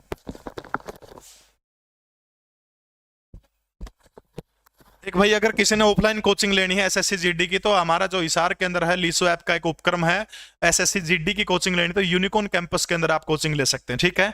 इसके अलावा लीसो के ऊपर जो है अपने जो 4 लाख सब्सक्राइबर यूट्यूब पे हो गए, उसके लिए जो है आपने याद रखना है, उसके लिए जो है 25% ऑफ चल रहा है लीसो के सारे बैचा के ऊपर। लीसो 25 कूपन कोड यूज करना है। सीईटी पेपर फर्स्ट जो आगे होना है जनवरी में या दिसंबर में, उसके लिए नया बैच जो है 25 अक्टूबर तक शुरू होने लग रहा है, और उस पर 25% डिस्काउंट है। पेमेंट शुरू हो रही होगी, उसकी पेमेंट शुरू हो रही है, बैच की नया बैच शुरू हो रहा है। हाँ, से आज से आमना हो जाएगा 25% डिस्काउंट आप ले भाई। दोनों गलत को करवाए 99 21 साल से दोनों गलत कुकर हो गया। अश्विनी कुमार ने बता दिया 21 साल से विधवा लेने वाली, तो 21 साल विधवा का तो होगी, वजह ब्याह होगा यार, बता तो ये था। हाँ जी, नमस्कार सभी को, राम राम भाई। अभी हम रीजनिंग का जो सोल्यूशन है उसको कवर करने का काम करेंगे। तो पेपर ठीक ठाक था, बस ज़्यादा कुछ ऐसा था नहीं। चलिए, तो मैं पहली ही स्लाइड से चलना स्टार्ट करूँगा दोस्तों। पहली स्लाइड जो है, इस स्लाइड के ऊपर देखते हैं हमारा कुछ रीजनिंग का आया हुआ है। इस स्लाइड के ऊपर कोई रीजनिंग का नहीं है। और इसके बाद में हम बात करते हैं दूसरी जो स्लाइड है, दूसरी स्लाइड के ऊपर रीजनिंग का कोई क्वेश्चन नहीं। थर्ड स्लाइड के ऊपर हम बात करते हैं भाई, थर्ड स्लाइड के ऊपर भी रीजनिंग का कोई क्वेश्चन नहीं था। फोर्थ स्लाइड के ऊपर हम बात करते हैं भाई, फोर्थ स्लाइड के ऊपर भी कोई रीजनिंग का क्वेश्चन नहीं है। इसके बाद में इस स्लाइड के ऊपर देखें तो यहाँ पर भी रीजनिंग का कोई क्वेश्चन। नेक्स्ट स्लाइड चलते हैं भाई, यहाँ पर देखा भाई हमने, यहाँ पर भी कोई क्वेश्चन नहीं है। आगे बढ़ते हैं भाई। हाँ, ये आ गया भाई, पहला ही क्वेश्चन हमारा सिलॉग्स का है। मैं इसको आप लोगों को बहुत अच्छे तरीके से समझाने का काम करूँगा दोस्तों। इससे पहले जो अगले जो क्वेश्चन है ना, उन क्वेश्चन को कवर कर लेते हैं। इससे जो अगला जो क्वेश्चन है उस क्वेश्चन को कवर करेंगे। देखिए, सबसे पहले हम बात करें, मैंने आप लोगों को बताया था क्लासिफिकेशन का भी क्वेश्चन आते हैं और आपका एनालॉजी के क्वेश्चन भी आप लोगों को एग्जाम के अंदर देखने को मिले। तो एनालॉजी से ये क्वेश्चन है दोस्तों, इस क्वेश्चन को बनाने का काम करते हैं। बहुत ही साधारण सा क्वेश्चन है। मच्छर से मलेरिया फैलता है और चूहे से हमारा क्या फैलता है दोस्तों? प्लेग। ठीक है ना, तो इसका आंसर क्या हो जाएगा? प्लेग हमारा आंसर हो जाएगा। ठीक है, आप लोग भी साथ साथ कमेंट कर सकते हैं। विषम का चयन करें। आप लोगों को क्लासिफिकेशन मतलब 4 शब्द दिए गए हैं, उनमें से 3 एक जैसे एक अलग है, उसके बारे में बताइए। यहाँ पर दोस्तों कीवी अलग हो जाएगा। यहाँ पर हमारा क्या अलग हो जाएगा? कीवी। कीवी एक आप लोगों का फल भी है और एक पक्षी भी है जो उड़ता नहीं है। बाकी जो 3 है ना, उड़ने वाले पक्षी है। क्लियर है बात? आगे बढ़ते हैं दोस्तों। इसके बारे में आप लोगों ने बताना है कि यहाँ पर इसका आंसर क्या होना चाहिए इस क्वेश्चन का। भाई दिए गए अंग्रेजी के कुछ अक्षर हैं, उनके नीचे कुछ क्रम दिए गए 1 2 3 4 5 6। आप लोगों ने इनसे एक अर्थपूर्ण मीनिंगफुल वो बनाना है, शब्द बनाना है दोस्तों। इसका जो मीनिंगफुल शब्द बनेगा दोस्तों, वो बनेगा सिग्नेचर। क्या बनेगा भाई इसका? देखना भाई, क्या बन जाएगा इसका? क्या बनेगा? सिग्नल। सिग्नल बनेगा भाई। ठीक है ना, तो सिग्नल हम बात करें तो सिग्नल में पहले एस चाहिए, फिर उसके बाद में आई चाहिए, फिर जी चाहिए, फिर ठीक है। ये बिल्कुल 4 नंबर का जो ऑप्शन है ना, ये बिल्कुल सही आंसर रहेगा भाई। ठीक है, एस आई जी, ठीक है, एन ए एल, ये हमारा बिल्कुल सही और उपयुक्त यहाँ पर हमारा क्या बन जाएगा दोस्तों? शब्द बन जाएगा। ठीक है, हाँ। इससे नेक्स्ट चलते हैं दोस्तों। ये आप लोगों का कोडिंग डिकोडिंग मैंने बहुत अच्छे तरीके से आप लोगों को क्लास के अंदर डिस्कस किया हुआ है दोस्तों। जिन बच्चों ने बैच लिया उनको पूछिए। ये रीजनिंग आपके 10 क्वेश्चन कवर करने में केवल और केवल 3 ही मिनट लगेंगे दोस्तों। यदि जिन बच्चों ने बैच लेके अच्छे तरीके से तैयारी की, 3 मिनट में पूरी रीजनिंग कवर हो चुकी है दोस्तों। 10 के 10 नंबर आप लोगों की झोली में थे। ठीक है, इस क्वेश्चन को बनाते हैं। कोडिंग डिकोडिंग का क्या कहता है भाई? यहाँ पर एम को इसने ओ कहा, एम को इसने क्या कहा भाई? ओ। एम आता है 13 पर, ओ आता है कितने पर? 15 पर। 13 को 15 कहेगा, इट मीन से वो क्या करेगा दोस्तों? +2 लगाएगा। क्या करेगा भाई? +2 करेगा। अच्छा, यू को इसने टी कहा, यू कितने पे आता है सर? यू आता है 21 पे। टी कितने पे आता है भाई? टी आता है 20 पे। यानी यहाँ पर क्या चल रहा है? -1 चल रहा है, -1 चल रहा है, -1 चल रहा है। तो यहाँ जो लॉजिक लगाया गया दोस्तों, +2 -1 +2 -1 +2 -1, ये वाला हमारे यहाँ पर लॉजिक लगाया गया। और इसी लॉजिक को हम जो हमसे पूछा गया है DELHI, इसके ऊपर अप्लाई करेंगे।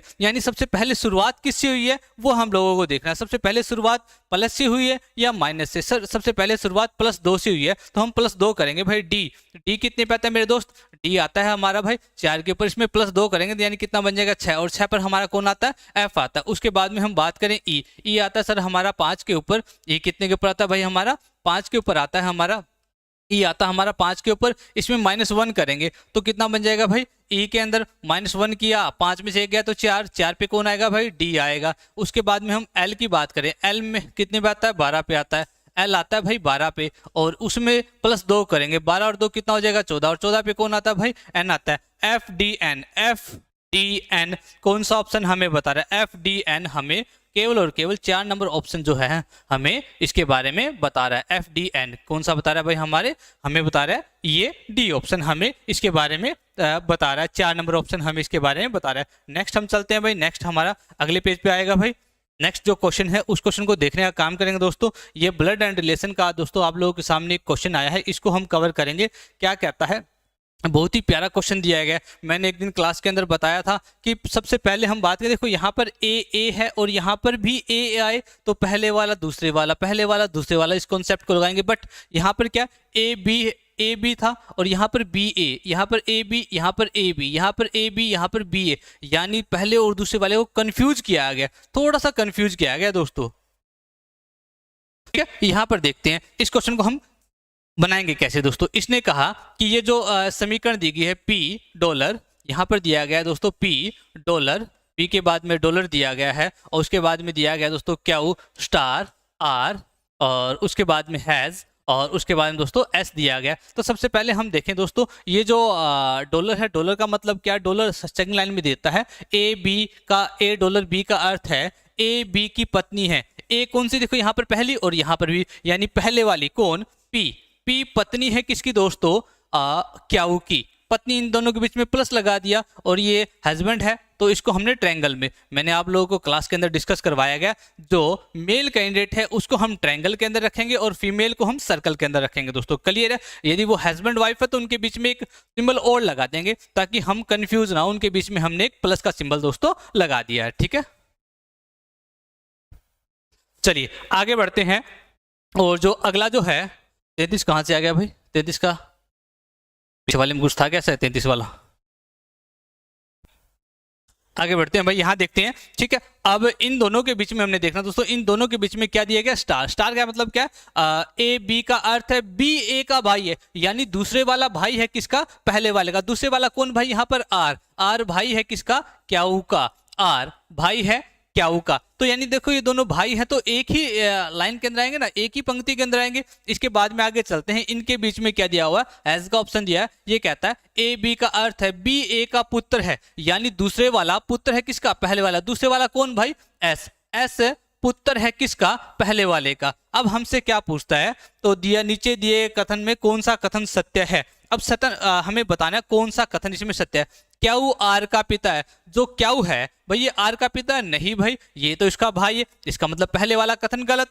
एस क्यू का भतीजा है, एस जो है ना वो क्यू का भतीजा है, बिल्कुल सही। ऑप्शन नंबर 2 जो है हमारा एस क्यू का भतीजा है, ये हमारा बिल्कुल सही और उपयुक्त हो जाएगा दोस्तों। आगे बढ़ जाता हूं और आगे जो हमें क्वेश्चन दिया गया है दोस्तों, एक सीरीज का क्वेश्चन आया है। इस क्वेश्चन को भी देखिए, बड़े ध्यान से हम बनाएंगे। सीरीज के क्वेश्चन के अंदर देखो दोस्तों, इसने क्या फॉर्मूला लगाया, 125। यदि हम बात करें दोस्तों 125 किसका क्यूब होता है भाई, 5 का क्यूब होता है। उसके बाद में है 25, 25 स्क्वायर होता है सर किसका, 5 का स्क्वायर यदि हम करते हैं, वर्ग हम करते हैं तो 25 बन जाता है। अच्छा 5 कैसे बनाएंगे भाई, 5 की पावर 1 कर दो भाई तो कितना बन जाएगा, 5 ही बन जाएगा। अब देखो डिसेंडिंग ऑर्डर में चल रहा है, देखो 3 2 1। अब इसके बाद में क्या आएगा, 5 की पावर 0 करेंगे, 5 की पावर 0 करेंगे तो हमारा कितना बन जाएगा भाई, 1 बन जाएगा। आगे बढ़ते हैं, एक बार अभी आगे चलेगा इसमें करेंगे -1, उससे आगे चलेंगे 5 की पावर -2 और फिर 5 की पावर -3, 5 की पावर -3।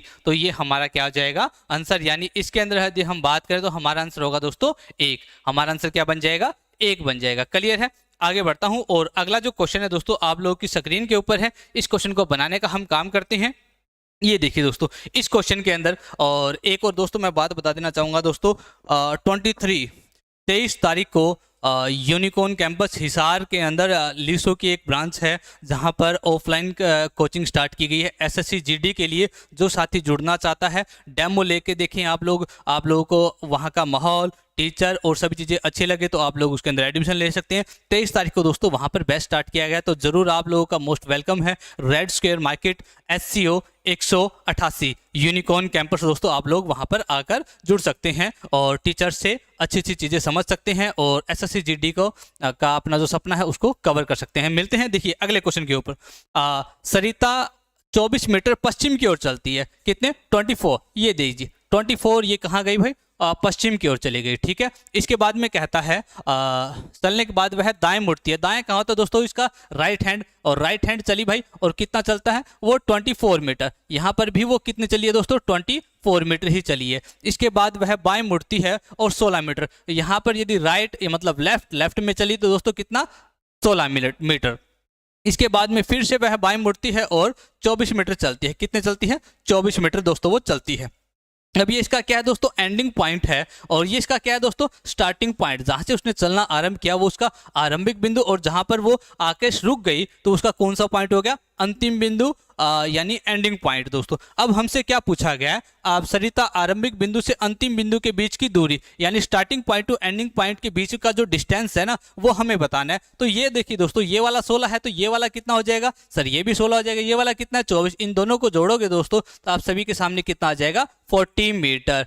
तो डिस्टेंस एंड नहीं भाई, बी ऑप्शन सही रहेगा, बी ऑप्शन मुझे दिखा नहीं था, इसके नीचे छुप गया था, ठीक है, बी हमारा बिल्कुल सही रहेगा, ठीक है। आगे बढ़ जाते हैं दोस्तों, अगला जो है पार्ट यहाँ पर हमें दिया गया है दोस्तों एक सिटिंग अरेंजमेंट, सिटिंग अरेंजमेंट का एक प्यारा सा क्वेश्चन दिया गया है। इस क्वेश्चन को देखो बनाएंगे कैसे, जो बात इसने कही है ना वो एज इट इज दोस्तों हम उसके ऊपर अप्लाई करने का काम कर देते हैं। इसने कहा 6 मित्र P Q R S T और यू, एक छह मित्र उत्तर दिशा की यानी नॉर्थ की ओर फेस करके बैठे हैं दोस्तों। 6 दोस्त हैं, 6 दोस्त हैं, 4 5 और ये लीजिए एक 6 दोस्त हैं, वो उत्तर की ओर यानी नॉर्थ की ओर फेस करके बैठे हैं दोस्तों, सभी के सभी। क्या कहता है वो इसी क्रम में नहीं बैठे, पी जो है टी के बाएं और आर के दाएं है।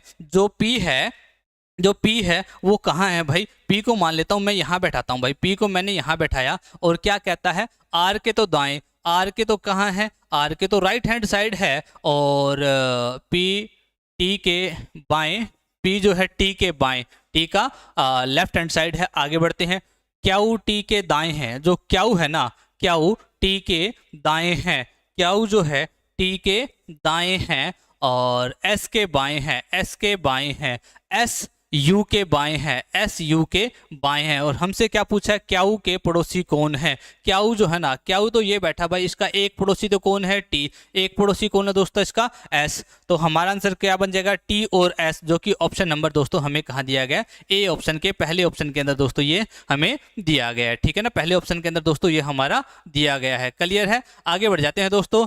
पुष्पेंद्र लांबा जी, इसका एक आंसर, वेरी गुड, बहुत अच्छा भाई। आगे बढ़ते हैं भाई, इसके बाद में अगली स्लाइड पे देखते हैं हमारा कोई रीजनिंग का क्वेश्चन है। हाँ, एक क्वेश्चन और आ गया भाई, कैलेंडर से एक क्वेश्चन आया, बड़ा ही प्यारा सा क्वेश्चन देता है। क्या कहता है, प्रियंका का जन्मदिन, प्रियंका जो है ना, प्रियंका का जन्मदिन किसी महीने का, कोई भी मंथ हो सकता है उसमें, XYZ, इसमें जनवरी फरवरी मार्च अप्रैल, कोई भी उसके अंदर दोस्तों मंथ हो सकता है, और तीसरा शुक्रवार, थर्ड फ्राइडे, ठीक है ना, थर्ड फ्राइडे को उसका क्या है भाई जन्मदिन है, ठीक है।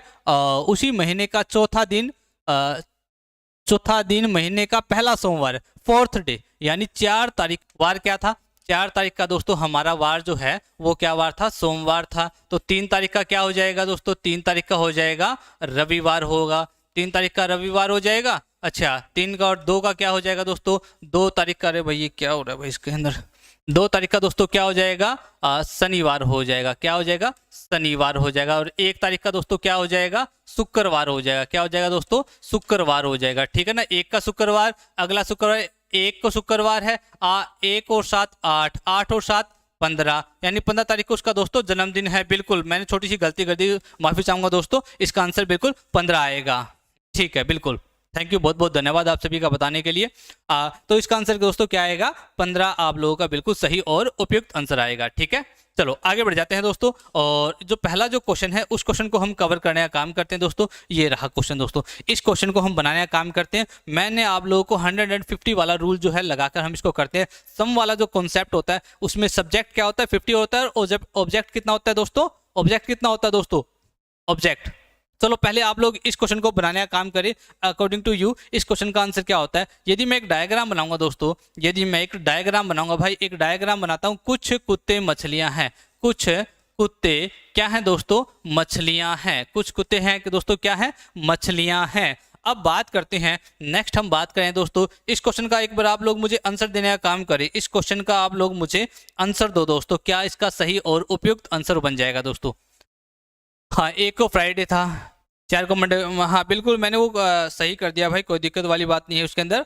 आगे इस क्वेश्चन का आप लोग मुझे आंसर करें भाई, इस क्वेश्चन का आंसर क्या हो सकता है, इस क्वेश्चन का आंसर आप लोगों के अकॉर्डिंग क्या इसका आंसर होना चाहिए भाई, इस क्वेश्चन का आंसर क्या होगा।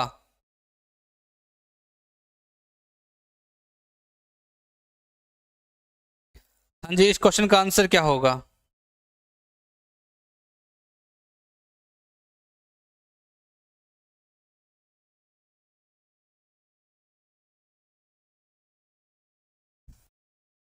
हम कुछ मछलियां पक्षी हैं, कुछ मछलियां क्या हैं दोस्तों, यहाँ पर पक्षी हैं, ये हमने बनाया दोस्तों। ठीक है, ये है आप लोगों का वेन डायग्राम के अकॉर्डिंग पहला कंक्लूजन, कुछ कुत्ते पक्षी हैं, कुछ कुत्ते क्या हैं दोस्तों, पक्षी हैं। क्या इन दोनों का आपस में रिलेशन है? सर नहीं, पहला कंक्लूजन हमारा गलत हो जाएगा। कुछ पक्षी कुत्ते हैं, कुछ पक्षी क्या हैं, कुत्ते हैं, ये भी हमारा क्या हो जाएगा दोस्तों, कैंसिल हो जाएगा। अब हम बात करें इन क्वेश्चन को बनाने का, एक तरीका क्या होता है, 150 वाला रूल हम लेते हैं। तो जहां पर सम होता है ना, सम का जो ये होता है, पहला जो शब्द होता है वो होता है हमारा दोस्तों सब्जेक्ट होता है इसमें 50, एंड ऑब्जेक्ट भी दोस्तों इसमें कितना होगा दोस्तों 50। ये सम वाला सब्जेक्ट भी इसमें कितना होगा दोस्तों 50 होगा, और ऑब्जेक्ट भी दोस्तों इसमें क्या होगा 50 होगा।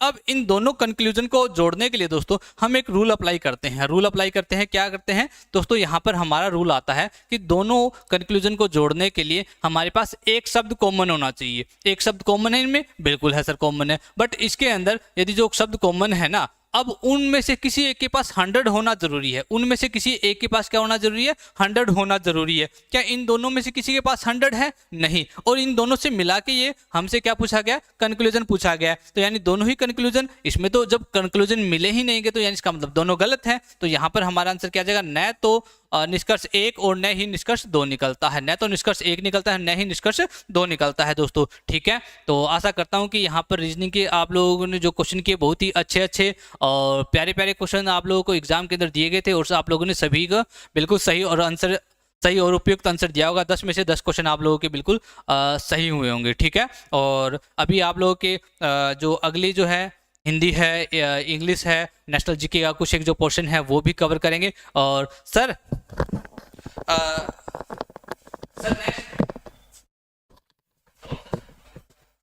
हाँ जी, अभी रोहन सर आप लोगों को बताएंगे भाई इस क्वेश्चन को आगे सर।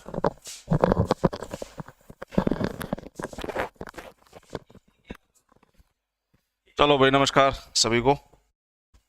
तो दोस्तों ऐसा है, पेपर देख लिया होगा, पेपर का जो लेवल है वो फर्स्ट यानी मॉर्निंग शिफ्ट्स के कंपैरिजन में बढ़िया है, यानी नॉर्मल नहीं रखा गया सुबह के कंपैरिजन में। तो बेसिकली डियर जी, हम जो डिस्कस करेंगे जीएस वाले पोर्शंस को डिस्कस करेंगे, जीएस के या करंट अफेयर्स से रिलेटेड जो भी चीज़ें होंगी उसको डिस्कस करेंगे। पेपर का लेवल जो है मॉर्निंग के कंपैरिजन में बहुत अच्छा है। जय हिंद साहब, जय हिंद। मॉर्निंग के कंपैरिजन में इवनिंग का जो लेवल है सीरियसली बहुत अच्छा है। मेरा तो ये मानना था कि सुबह भी हो तो ज़्यादा रहे, बट वही बात है कि मॉर्निंग और इवनिंग के शिफ्ट में जो क्वेश्चन आए हैं उसके आसपास के क्वेश्चंस को जरूर देख करके जाना। कल बहुत हद तक संभावना है कि एग्जामिनर क्वेश्चन पूछेगा। जैसे मॉर्निंग में 1-2 क्वेश्चन ऐसे थे, उसी के आसपास जो है इवनिंग वाले शिफ्ट में भी रखे गए। खैर, वो आप बहुत अच्छे समझदार हो और मैं आपके इंटेलिजेंस पे तो सवाल नहीं उठाऊंगा। फिलहाल के लिए जब आप पहला क्वेश्चन देखेंगे ना, तो इकोनॉमिक्स के अंदर जो होता है ना, प्राइमरी सेकेंडरी टर्जरी सेक्टर्स होते हैं, प्राथमिक क्षेत्र, द्वितीयक क्षेत्र, तृतीय क्षेत्र। तो एग्रीकल्चर से रिलेटेड जो भी प्रोड्यूस होता है वो सारे के सारे प्राइमरी सेक्टर होते हैं, और एग्रीकल्चर से जो चीज़ बनता है उसको जब मैन्युफैक्चरिंग करते हैं तो वो सेकेंडरी सेक्टर होता है। और सवाल ये पूछ रखा है कि जितने भी नेचुरल प्रोडक्ट्स होते हैं यानी एग्रीकल्चर से जो चीज़ प्रोड्यूस होती है, जब उसको मैन्युफैक्चर करोगे तो कौन सा सेक्टर बनेगा? तो डेफिनेटली सेकेंडरी सेक्टर बनेगा, यानी द्वितीयक क्षेत्र बनने वाला है आपका। तो पहले का तो यहाँ पर फोर्थ जो ऑप्शन है वो आ जाएगा। नेक्स्ट है सेकंड क्वेश्चन, कहता है कि मध्य प्रदेश के जिले में ना खजुराहो समूह के स्मारक स्थित है। तो आपको ये बताना है कि वो खजुराहो समूह मध्य प्रदेश के किस जिले में है। हरियाणा जी के हम बात कर रहे हैं, जो सवाल है वो महाराष्ट्र ये मध्य प्रदेश से क्वेश्चन पूछ रहे हैं। तो आप अंदाजा लगा सकते हो लेवल का, मतलब बेसिकली वो हमारे भावनाओं के साथ खेल रहे हैं। तो वैसे तो इसका उत्तर छतरपुर है। लॉजिकली सवाल आप हरियाणा से पूछो तो ठीक है, लेकिन ऐसे क्वेश्चन सिर्फ दिल तोड़ने वाली बात कर रहे होते। फिर नेक्स्ट क्वेश्चन है थर्ड क्वेश्चन। थोड़ा सा इसको बहुत ही मतलब इसमें एक बेसिक सी अंडरस्टैंडिंग काम करेगी। ये पंचायती राज प्रणाली की बात है, और कल हम रात को जो एमसीक्यू कर रहे थे उसमें पंचायती राज के सवाल भी आए थे। हम सब जानते हैं कि बलवंत राय मेहता समिति ने बेसिकली 3 तरह के सिस्टम की बात कही, और यहाँ पर क्वेश्चन ये कहता है कि पंचायत राज प्रणाली का भाग नहीं है। तो इसमें ग्राम पंचायत जो है वो जो सबसे निचले स्तर पे होता है, 3 टायर सिस्टम में, वो तो है। इसका मतलब ये तो आंसर नहीं होगा, यानी ये पंचायत राज प्रणाली का भाग है। ग्राम सभा जो है ये भी पंचायत राज प्रणाली का भाग है, क्योंकि ग्राम सभा जो होती है वो एक बेसिक यूनिट होती है गांव की, और ग्राम सभा ही ग्राम पंचायत को चुनती है। इवन कॉन्स्टिट्यूशन में भी ग्राम सभा की बात कही गई है। और जो सेकंड नंबर पे है ग्राम परिषद और फर्स्ट नंबर पे है जिला परिषद, थोड़ा इसमें टेक्निकल है। सबसे ऊपर जो 3 टायर सिस्टम में आप जाते हैं वो जिला पंचायत या जिला परिषद ही जाते हैं, तो यानी जिला परिषद भी हमारा होगा। अब ग्राम परिषद का कोई लॉजिक जो है आपको देखने को मिलेगा ही नहीं, तो इसलिए ये पंचायत राज प्रणाली का हिस्सा नहीं है। तो सेकंड जो हमारा है वो आंसर आ जाएगा। फिर नेक्स्ट 4th नंबर पे चलेंगे, तो क्वेश्चन पूछ रखा है कि जो राष्ट्रीय आधुनिक कला संग्रहालय है वो बताइए कहाँ है। आप गूगल भी करोगे ना तो इसका उत्तर नई दिल्ली आपको मिलने वाला है। वैसे गूगल ही करना पड़ेगा अगर आइडिया नहीं है तो, लेकिन क्योंकि अगर आप पेपर देके बैठे हैं तो कोई दिक्कत नहीं है, नई दिल्ली करो, आगे बढ़ो, क्योंकि इन चीज़ों में ज़्यादा दिमाग लगाने की हमें ज़रूरत पड़ती नहीं है। ये क्वेश्चन है 5वां, करंट अफेयर्स है, रिसेंटली हुआ है। कहता है कि एशिया कप हुआ था, उसमें फाइनल में भारत ने किसको हराया था। ये सब जानते हैं कि कुछ 50-55 नंबर इस पे रन पे सिमट गई थी, इतने रन पे सिमट गई थी 100 भी नहीं पूरे बना पाई थी श्रीलंका की टीम, और उसमें मोहम्मद सिराज जो हैं वो मैन ऑफ द मैच रहे थे। तो डेफिनेटली श्रीलंका आएगा यहाँ पे, तो 5th का जो है 1 जो ऑप्शन है वो करेक्ट हो जाएगा। अरे क्या हो रहा है, 5th का जो है वो 1 आ जाएगा। नेक्स्ट पे चलेंगे, तो क्वेश्चन है 6th, ये कहता है कि संयुक्त राष्ट्र ने किस वर्ष में उपभोक्ता संरक्षण के लिए संयुक्त राष्ट्र दिशा निर्देशों को अपनाया था। आप जस्ट यूनाइटेड नेशंस की जब कंज्यूमर प्रोटेक्शंस की वेबसाइट खोलेंगे ना तो उन्होंने साफ लिखा है कि हम सबसे पहले जो उसका रेजुलेशंस लेकर के आए थे वो 1950 के अंदर लेकर के आए थे। 1985 के अंदर इसका रेजुलेशंस लेकर के आए थे पहला। फिर है सलार जंग संग्रहालय कहाँ स्थित है, आपको हैदराबाद में जाना होगा। देखिए निज़ाम वगैरह ये हुआ करते थे, सलार जंग थर्ड हुआ करता था, उसकी याद में बेसिकली ये बनाया गया था। तो सलार जंग संग्रहालय कहाँ स्थित है, तो लोकेशन वाइज की बात होगी, इसमें कुछ ज़्यादा दिमाग अपने को लगाने की जरूरत नहीं पड़ेगी, ये है हैदराबाद। फिर आप जालेंगे 8th नंबर क्वेश्चन पे। 8th नंबर क्वेश्चन ये कहता है कि जो लोकतांत्रिक प्रणाली है या लोकतांत्रिक सरकार जो होते हैं उनमें से 4 ऑप्शन हैं, देख करके ये बताना है कि कौन सा कथन सही नहीं है। देखो, लोकतंत्र को प्रतिनिधात्मक लोकतंत्र के रूप में भी जाना जाता है, मतलब यहाँ पर हम लोग अपने लीडर को चुनते हैं और वो लीडर हमें रिप्रेजेंट करते हैं अलग अलग लेवल पे। विधानसभा में हम अपने लीडर चुनते हैं, लोकसभा में हम अपने लीडर चुनते हैं। वो लीडर, अब जैसे हिसार कॉन्स्टिट्यूएंसी से लोकसभा में किसी को चुना है तो वो पूरे के पूरे हिसार कॉन्स्टिट्यूएंसी के लोगों को रिप्रेजेंट कर रहा है, तो डेमोक्रेसी रिप्रेजेंटेटिव डेमोक्रेसी हो गई, तो यानी सही है। वो पूछ रहा है सही नहीं है।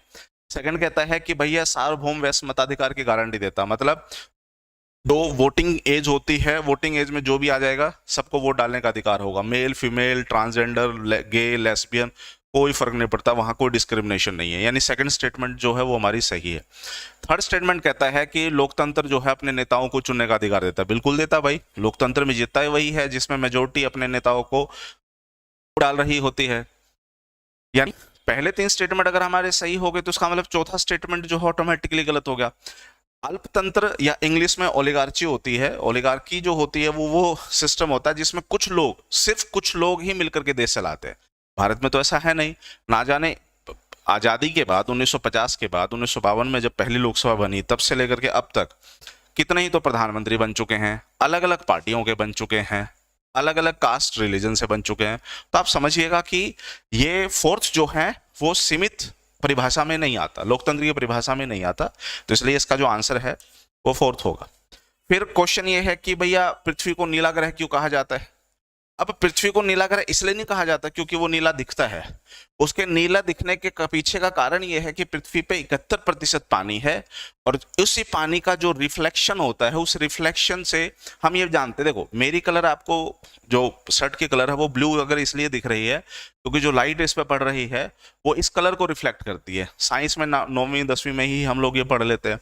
तो इसका मतलब है कि जो पानी है, पानी की सारा कलर रह जाता है लेकिन ब्लू जो है वो रिफ्लेक्ट हो जाता है, उस ब्लू के रिफ्लेक्शन से ही हमें पृथ्वी नीली दिखती है। तो उसका कलर नीला नहीं है, पानी अवेलेबल है, रिफ्लेक्शन हो रही है इसलिए नीला है, इसलिए 9th का जो 4th ऑप्शन है वो करेक्ट होगा। फिर बात करते हैं गांधी जी। देखो एक ना 9 जनवरी को हम हर साल भारतीय प्रवासी दिवस के रूप में मनाते हैं। तो प्रवासी मतलब गांधी जी जो हैं 20 साल अफ्रीका में रहने के बाद 9 जनवरी 1915 को भारत के अंदर मुंबई के पोर्ट पे उतरे थे। तो उनके याद में आने से ही वो जब आए थे इंडिया में, तो उन्हीं के इस 9 जनवरी को ध्यान में रखते हुए सरकार ने भारतीय प्रवासी दिवस शुरू किया था। और उस दिन दुनिया भर में जितने भी भारतीय होते हैं जो अलग अलग देशों में अच्छी अच्छी पोजीशन लेके बैठे हैं, उनको हम लोग बुलाते भी, भारत सरकार उनको बुलाते भी है हर साल 9 जनवरी। तो 9 जनवरी 1915, यहाँ पर 1915 फोर्थ ऑप्शन दिख रहा है, तो ये हमारा करेक्ट ऑप्शन हो जाएगा। फिर सर हम आगे बढ़ेंगे क्वेश्चन नंबर 11 पे। ये कहता है कि भाई भारत के राजनीतिक भविष्य को निर्धारित करने के लिए 1927 में एक आयोग भेजना था। लॉजिकली ये आयोग आना था 1928 में, लॉजिकली आना था 1928 में, लेकिन हम ये जानते हैं कि साइमन कमीशन जो है 1 साल पहले ही आ गया था 1927 में, और सारे के सारे अंग्रेज थे, 7 सदस्य, जिसकी वजह से साइमन गो बैक के नारे भी लग रहे थे भारत में विभिन्न विभिन्न जगहों पे, जिसमें लाला लाजपत राय के ऊपर लाठी भांजी गई, उनकी मृत्यु हो गई। भगत सिंह को गुस्सा आया, उनको स्कॉट को मारना था, गलती से सॉन्डर्स की पहचान होगी, उनकी हत्या होगी, और उसी के लिए उनको फांसी भी हुई थी। तो उस हिसाब से लॉर्ड साइमन मुझे कहाँ दिख रहा है? लॉर्ड साइमन मुझे सर सेकंड नंबर पे दिख रहा है, क्योंकि साइमन कमीशन क्यों कह रहे हैं? क्योंकि उसका जो हेड है वो लॉर्ड साइमन है। काम खत्म, आगे बढ़ो। 1928 साइमन कमीशन नहीं, 1927 साइमन कमीशन। चलो आगे बढ़ो, क्वेश्चन नंबर 12 पे जाओ। ये हम हिस्ट्री में घुस रहे हैं, हिस्ट्री वाले सर है नहीं, इसलिए मैं डील कर रहा हूँ आज। देखो, एक होता ना, वैसे तो यहाँ पर ना ऑप्शन है महल, हिंदी में लिखा जाता महल, इंग्लिश में भी आपको महल जैसा दिखेगा, लेकिन ये एक महल नहीं होता, इसे महाल बोलते हैं। लॉजिकली ये महाल होना चाहिए, महल नहीं, महाल। महाल जो होता है वो बेसिकली एक गांव से जुड़ा हुआ होता है। तो यानी बी का जो ऑप्शन है वो आपका दिख रहा होता है ए। बी का ए मुझे कहाँ दिख रहा है? बी का ए मुझे ना 1 2 3 में नहीं दिख रहा, सीधे 4th में दिख रहा है, वो आंसर है। लेकिन फिर भी दिमाग में होगा नहीं नहीं सर 1 मिनट रुक करो, कुछ और ऑप्शन भी देख लेते हैं। सेकंड ऑप्शन, थर्ड ऑप्शन है निज। निज का मतलब होता है निजी, निजी यानी प्राइवेट। तो निज यहां अगर आप देखो तो कहता है कि अपनी भूमि पे खेती करना। तो जो अपनी भूमि पे खेती किया करते थे उस समय के किसान, वो निज कहलाते थे। तो निज का मतलब होता है निजी, निजी यानी मेरी प्रॉपर्टी। अब जैसे कि ये जिस रूम में मैं क्लासरूम में, जिस स्टूडियो में हमारी अभी क्लास लग रही है, तो इसको मैं कह सकते हैं, मैं नहीं कहूंगा लेकिन मैं एक बार के लिए कह सकता हूँ ये निज है, तो यहाँ मेरी चलेगी, मैं अपने हिसाब से काम करूंगा। तो यानी सी का जो है वो आना चाहिए 4। सी का 4 जो है फर्स्ट में भी है और 4th में भी है, लेकिन बी का होना चाहिए 1, जो कि दिख रहा है सिर्फ 4th में, इसलिए 4th जो है वो करेक्ट आंसर है। बाकी जो रैयत होता है, रैयती होता है, उन दोनों को कनेक्ट कर लेना, कहानी खत्म हो जाएगी। आगे बढ़ो, किस महाद्वीप में देशों की संख्या सबसे अधिक है? देखो वैसे तो एक बेसिक सा सेंस है, दुनिया का जो सबसे बड़ा महाद्वीप बेशक एशिया है, लेकिन इस एशिया महाद्वीप में रूस, चीन और भारत, ये ऐसे देश हैं जो बहुत बड़े हैं। इवन इंडोनेशिया भी बहुत बड़ा देश है, बाकी छोटे छोटे देश हैं। तो इसलिए एशिया महाद्वीप बड़ा है, लेकिन कुछ देशों ने ही ज्यादातर इलाके कवर कर लिए। लेकिन अफ्रीका महाद्वीप छोटे छोटे कंट्री से बना हुआ है, तो अफ्रीका के अंदर लगभग 54 के आसपास देश हैं, जबकि एशिया में 48 हैं। तो उस हिसाब से अफ्रीका जो महाद्वीप है इसमें देशों की संख्या सबसे अधिक होगी। सबसे बढ़िया बल्ले जो हैं वो किस वृक्ष से बनाए जाते हैं? ये ध्यान रखना चाहिए कि सबसे बढ़िया बल्ले हमेशा ठंडे इलाकों में पाए जाने वाले लकड़ियों से ही बनते हैं। और यहाँ पर एक वट वृक्ष है, एक ताड़ है, चीड़ है। वैसे तो चीड़ जो है ये भी ठंडे में मिलता है, लेकिन अगर कभी क्रिकेट की डॉक्यूमेंट्री वगैरह देखी होती तो जम्मू कश्मीर रीजन में जो विलो ट्री मिलता है उससे क्रिकेट के जो बल्ले हैं वो बनाए जाते हैं। आई थिंक केमिस्ट्री वाली में, बायो वाली मैम ने इस पे प्रकाश डाल लिया है, तो इसलिए उस पे ज़्यादा जाने की अपने को ज़रूरत नहीं है। देखो ये न्यूज़ में भी था कुछ समय पहले कि जो एक ना खबर लहरिया है और एक दिल्ली बेस्ड एक एनजीओ है, और वो खबर लहरिया चला रही है और ये कह रही है कि अब हम समाचार पत्र को जो है न्यूज़पेपर को वो हम लोकल लैंग्वेज में भी छापेंगे। लोकल मतलब जो स्थानीय भाषा बोली जाती है उसमें। और इसके लिए वो 8 महिलाओं का जो है, दलित महिलाओं का, क्योंकि दिल्ली बेस्ड एनजीओ था तो उसने जेंडर को लेकर के ध्यान में रखा हुआ, और उन्होंने बोला कि भाई हम जेंडर बेस पे बात करेंगे। जेंडर बेस पे तो वुमेन की बात हो गई, लेकिन उस रीजन के अंदर, जिस रीजन के अंदर ये समाचार पत्र आएगा, उस रीजन के अंदर महिलाएं दलित हों या बहुत ही शोषित वर्ग में हो, तो क्या होता कि मार्केट में अच्छी न्यूज जाएगी। तो इसलिए ये खबर लहरिया न्यूज में भी थी और एग्जामिनर ने फिर उसी को पॉइंट करके यहाँ क्वेश्चन डाल दिया। और ये बुंदेली भाषा के अंदर जो है, लोकल जो वहाँ का भाषा है, उस भाषा नहीं है, डायलेक्ट बोलोगे तो उस बुंदेली में जो है वो समाचार पत्र पर चला है, और जो ऑप्शन नंबर 3 आपको दिख रहा है। और बाकी तो ये हो गया आपका बायोलॉजी, ठीक है। फिर हम चलेंगे प्रजाति। एक बायोलॉजी, देखिए वैसे ही बायोलॉजी का भी आप सवाल कर सकते हैं और ये क्वेश्चन कर सकते हैं आप लोग ज्योग्राफी से भी। ऐसी प्रजातियां जो विशेष क्षेत्र में ही पाई जाती हैं उन्हें हम लोग एंडेमिक कहते हैं, इंग्लिश में, हिंदी में स्थानिक। वैसे अगर आप है ना हिंदी में जाओगे तो ऑप्शन से ही पता चल जाता है कि इसका आंसर क्या होना चाहिए। चलो साहब, तो ये हो गया, ये हो गया, ये हमारा काम का नहीं है, सारे बायोलॉजी है, मैम डील कर चुके हैं। एक पिंड, ये काम का नहीं है। आगे बढ़ते हैं, ये हमारी आ गई। लाल ग्रह कौन सा, देखो ये ऐसे क्वेश्चन भी मतलब मजाक ही हैं। लाल ग्रह ऑब्वियसली मंगल ग्रह को हम लोग लाल ग्रह कहते हैं क्योंकि इसमें पाए जाने वाले जो आयरन के कंटेंट्स होते हैं, फेरस ऑक्साइड या फेरिक ऑक्साइड, उसकी वजह से उसका कलर लाल दिखता है, तो इसकी वजह से वो बाहर से देखने से लाल दिखेगा। और दोस्त देखते हैं क्वेश्चन और कौन सा है। यहाँ से तो रीजनिंग शुरू हो गई है, फिर रीजनिंग है, ठीक है, फिर है, ठीक है, फिर मैथ है, ठीक है, मैथ है, ठीक है, मैथ है, ठीक है, मैथ है, ओके। अब आ गया आई थिंक इंग्लिश। तो इसका मतलब है कि जीएस जो है वो हमारा खत्म हो चुका है। तो ठीक है बच्चा, पार्टी करो, एंजॉय। आशा करूंगा कि आपने अभी का जो क्वेश्चन है उसको देख लिया अच्छे से। अगर आपने एग्जाम दिया है तो इससे आपको आइडिया भी लग गया होगा कि जीएस वाले पोर्शंस के अंदर आपने कहाँ सही किया है और कहाँ गलत किया है या कहाँ मिस्टेक की है कॉमन। तो वो देख लिया। तो मेरे ख्याल से नेक्स्ट जो सेशन होंगे वो आपके हिंदी रह गए और आपका इंग्लिश रह गया, वो सर अभी ऑप्शन बता देंगे। सर अवेलेबल नहीं उनके बिहाफ में, अमित सर जो हैं वो करेंगे। कल के लिए इंपॉर्टेंट बच्चे इतना ही है कि आराम से खाओ पियो सो जाओ, अब नहीं करना कुछ भी। जो करना था वो कर लिया। लास्ट मौके पे कभी भी प्रिपरेशन नहीं होती। सपोज करो युद्ध के लिए जा रहे हो, आपकी जो प्रिपरेशन होगी वो पहले ही हो चुकी है। अब लास्ट टाइम पे आप ऐसा कुछ नहीं कर पाओगे कि बदलाव होगा, थोड़ा बहुत करके। तो इसलिए अब ये मत पूछो कि क्या करना है, अब इंजॉय करो, खाओ पियो, बस इत्मीनान से सो। कोशिश हो तो 2-4 फिल्में भी आज रात को देख डालो, या जो देखना आपको पसंद है। इसके अलावा कोई एक्स्ट्रा एफर्ट लगाने की जरूरत नहीं है। और जो बच्चे वो जो कल एग्जाम देने वाले हैं उनको पूरी शुभकामनाएं हैं कि अच्छे से कल पेपर दीजिए। बाकी हम रूबरू होंगे आपसे कल भी, वही मॉर्निंग में भी और इवनिंग में भी। टिल देन दसविदानिया, बाय बाय। बाकी दूसरे सर आ रहे हैं, वो आपको इंग्लिश और हिंदी का बताने वाले हैं।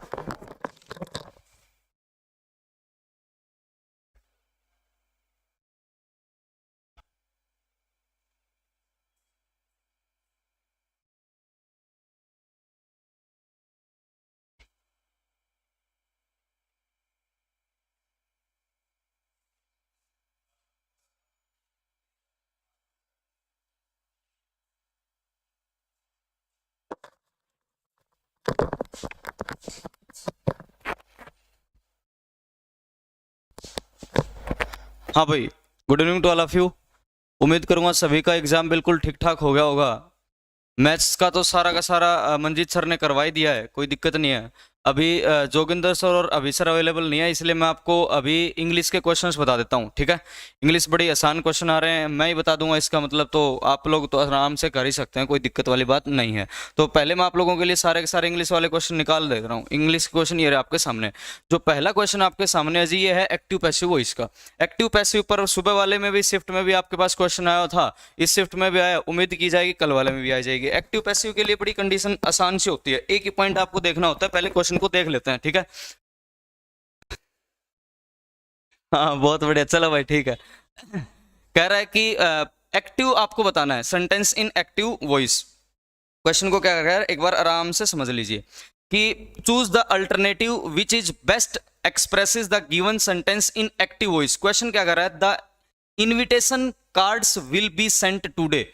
Invitation cards will be sent. अब जो वर्ब आ रही है पैसिव बनाकर आपको दे रखा है, will be sent. Will be sent कहां से बना होगा, विल से क्या बना होगा, विल बी बना होगा। विल से क्या बना होगा, विल बी और सेंट। इसका मतलब आपको केवल वर्ब चेक करनी होती है। एक्टिव पैसिव में आपको क्या चेक करना होता है, केवल वर्ब चेक करना होता है। विल और सेंड जहां पर आया होगा वही आपका ऑप्शन मिलेगा। पहले ऑप्शन में देख लीजिएगा विल बी आ रहा है, इसका मतलब ये तो गलत है जी सरासर। अब अब यहां पर देखेंगे तो विल आ रहा है, यहां पर भी विल आ रहा है, यहां पर विल आ रहा है, ये भी काट दो और ये भी काट दो, ठीक है।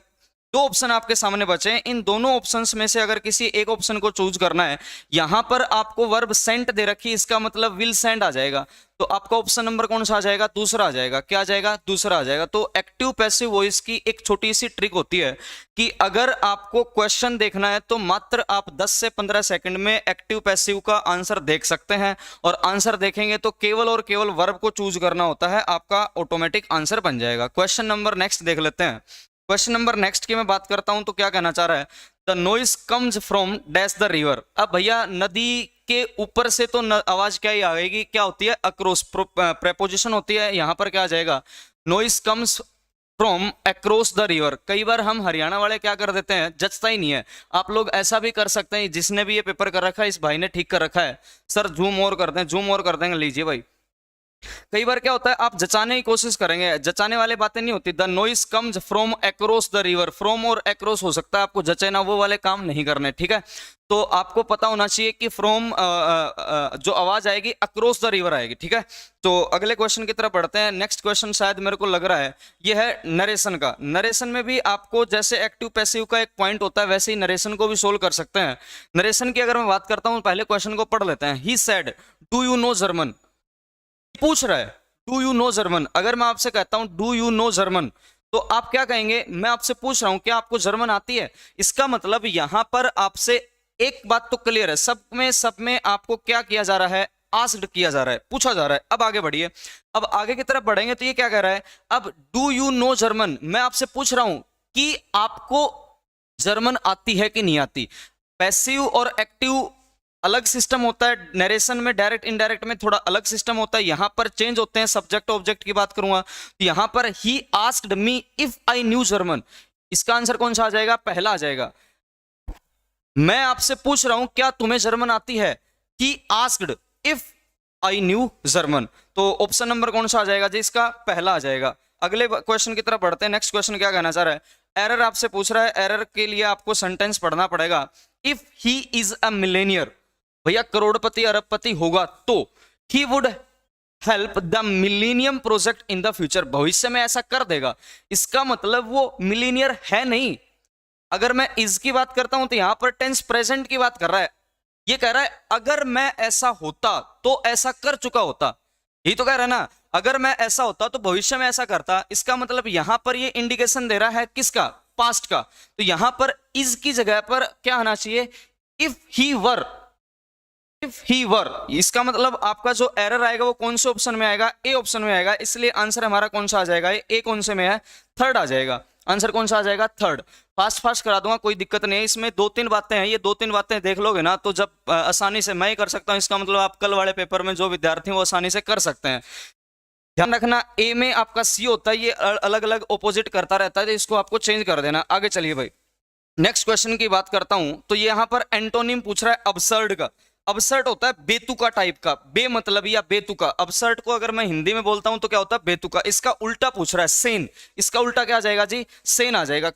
60 का आंसर कितना आ जाएगा? SANE आंसर आ जाएगा पहला, SANE। हाँ, सेन का मतलब क्या होता है जी? समझदार होता है। क्या होता है? समझदार, हिंदी में होता है समझदार। आगे बढ़िए, नेक्स्ट क्वेश्चन की तरफ मैं बात करता हूं। क्वेश्चन नंबर कौन सा है ये? 61 की अगर मैं बात करता हूं तो क्वेश्चन कह रहा है सिनोनिम आपको बताना है। क्या बताना है? कि असहर्ड का जो आपका सिनोनिम बनेगा, सार्थक एक जैसा शब्द, वो क्या होगा? जूम कर रखा है जी, जूम कर रखा है। असहर्ड का सॉरी किसका? असहर्ड का आपको क्या बताना है? सेम मीनिंग बताना है। क्या बनेगा बताइएगा, शाबाश।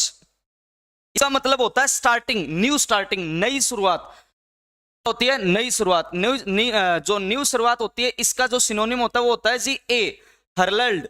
इसका मतलब क्या होता है? ए। आंसर कौन सा आ जाएगा? ए आ जाएगा। आगे चलिए, आगे 62 नंबर क्वेश्चन की बात करता हूं तो जिस भाई ने कर रखा है ये आंसर बिल्कुल ठीक लग रहा है इसका। If you have no confidence in self you are twice defeated in life. तो यू के साथ में आपके पास हैज तो लग नहीं सकता, लग सकता है क्या? नहीं लग सकता। इसका मतलब आंसर क्या आ जाएगा? अरे रुक जे, आंसर आ जाएगा जी आपका कितना? अरे आ जाएगा कौन सा, पहला। 63 की अगर बात करते हैं तो ये आपको ईडियम दे रखी है, रेड कोट रेड हैंडेड, यानी कि रंगे हाथों पकड़े जाना। रंगे हाथों पकड़े जाना का मतलब क्या होगा, कोट वेरी लेट का मतलब गलत हो गया, caught while doing the crime. अगर आप कुछ गलत काम कर रहे हो तो आपका क्या हो जाएगा, आप उसके अंदर पकड़े जाते हो तो उसका मतलब क्या होता है, रेड कोट रेड हैंडेड। अब मैनिपुलेशन का आपको क्या पूछा जा रहा है, मैनिपुलेशन की स्पेलिंग पूछी जा रखी है। तो जिस भाई ने ये कर रखा है ये बड़ा गलत कर रखा है, MI नहीं होगा। मैनिपुलेशन का मतलब होता है जी M, स्पेलिंग आएगी MANI PULATION। मैनिपुलेशन की स्पेलिंग ये होती है, देख लो किसमें ठीक आ रही है, manipulation MANI PULATION। Option number कौन सा बन जाएगा, तीसरा बन जाएगा। आगे की तरफ बढ़ लो। क्वेश्चन नंबर लास्ट है आपका इंग्लिश का। इस क्वेश्चन में क्या कर रहा है, इस क्वेश्चन में कह रहा है फिल इन द ब्लैंक्स, आपको खालिस्तान भरना है। खालिस्तान क्या करना है, many beggars set dash the wall of the temple. अब दीवार मंदिर के साथ में बैठेंगे ना, मंदिर के साथ जो दीवार है उस पे बैठेंगे। तो क्वेश्चन में अगर प्रीपोजिशन की बात करोगे तो यहाँ पे क्या आएगा, many beggars set along the आएगा, इन नहीं आएगा, क्या आएगा, अलोंग द वॉल। दीवार के मंदिर के साथ में जो दीवार है उस पे बैठे हैं, along the wall of the temple. दीवार मंदिर के साथ में जो दीवार है उस पर बैठे हैं। इसका मतलब क्या होगा, आंसर आ जाएगा पहला, along the wall of temple. तो ये आपके इंग्लिश के आसान 10 क्वेश्चन पूछे गए थे। ये सारे के सारे 10 के 10 क्वेश्चन आपके सामने। अब मैं हिंदी के क्वेश्चंस के लिए आपको सर को बुला रहा हूँ। हिंदी के क्वेश्चंस अभी आप देख लेना, ठीक है, बने रहना। और कल प्रवीण सर आपको कफ के बारे में बताएंगे, कल सुबह भी आपका एनालिसिस होगा, वो सारे के सारे देखते रहना। मैक्सिमम बच्चों को शेयर कर देना, ठीक है। और अभी मैं बुला रहा हूँ हिंदी के लिए, सर आ जाओ।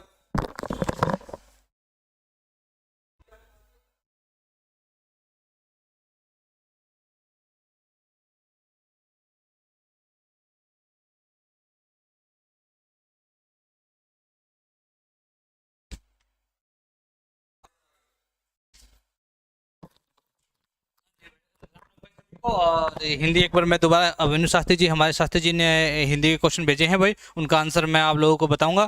तो सर क्वेश्चन नंबर कहाँ से, पेज नंबर 1 से स्टार्ट है क्या हिंदी सर, 66 नंबर से स्टार्ट है क्या सर, तो 66 में भी शायद यहाँ से। हाँ देखो भाई, ये हिंदी आप लोगों के सामने दोस्तों, इस हिंदी वाले क्वेश्चंस को हम कवर करने का काम करेंगे। तो सबसे पहला जो क्वेश्चन है, निम्नलिखित किस वाक्य में विराम चिन्ह का उपयुक्त प्रयोग हुआ है, कौन सा है सर इसमें आएगा सर, पूछे गए प्रश्नों के उत्तर दीजिए। ये हमारा इसका आंसर क्या बन जाएगा दोस्तों, इसका आंसर बन जाएगा बी, यानी 2 नंबर, ठीक है। अब क्वेश्चन नंबर 67 है दोस्तों, इसके अंदर आप विश्वास के योग्य नहीं हैं। आप तो हो विश्वास के योग्य, बट इसमें लिखा हुआ है आप विश्वास के योग्य हो, आप लोगों का डी ग्रुप का पेपर क्लियर होगा, आप लोग जॉब भी लगोगे।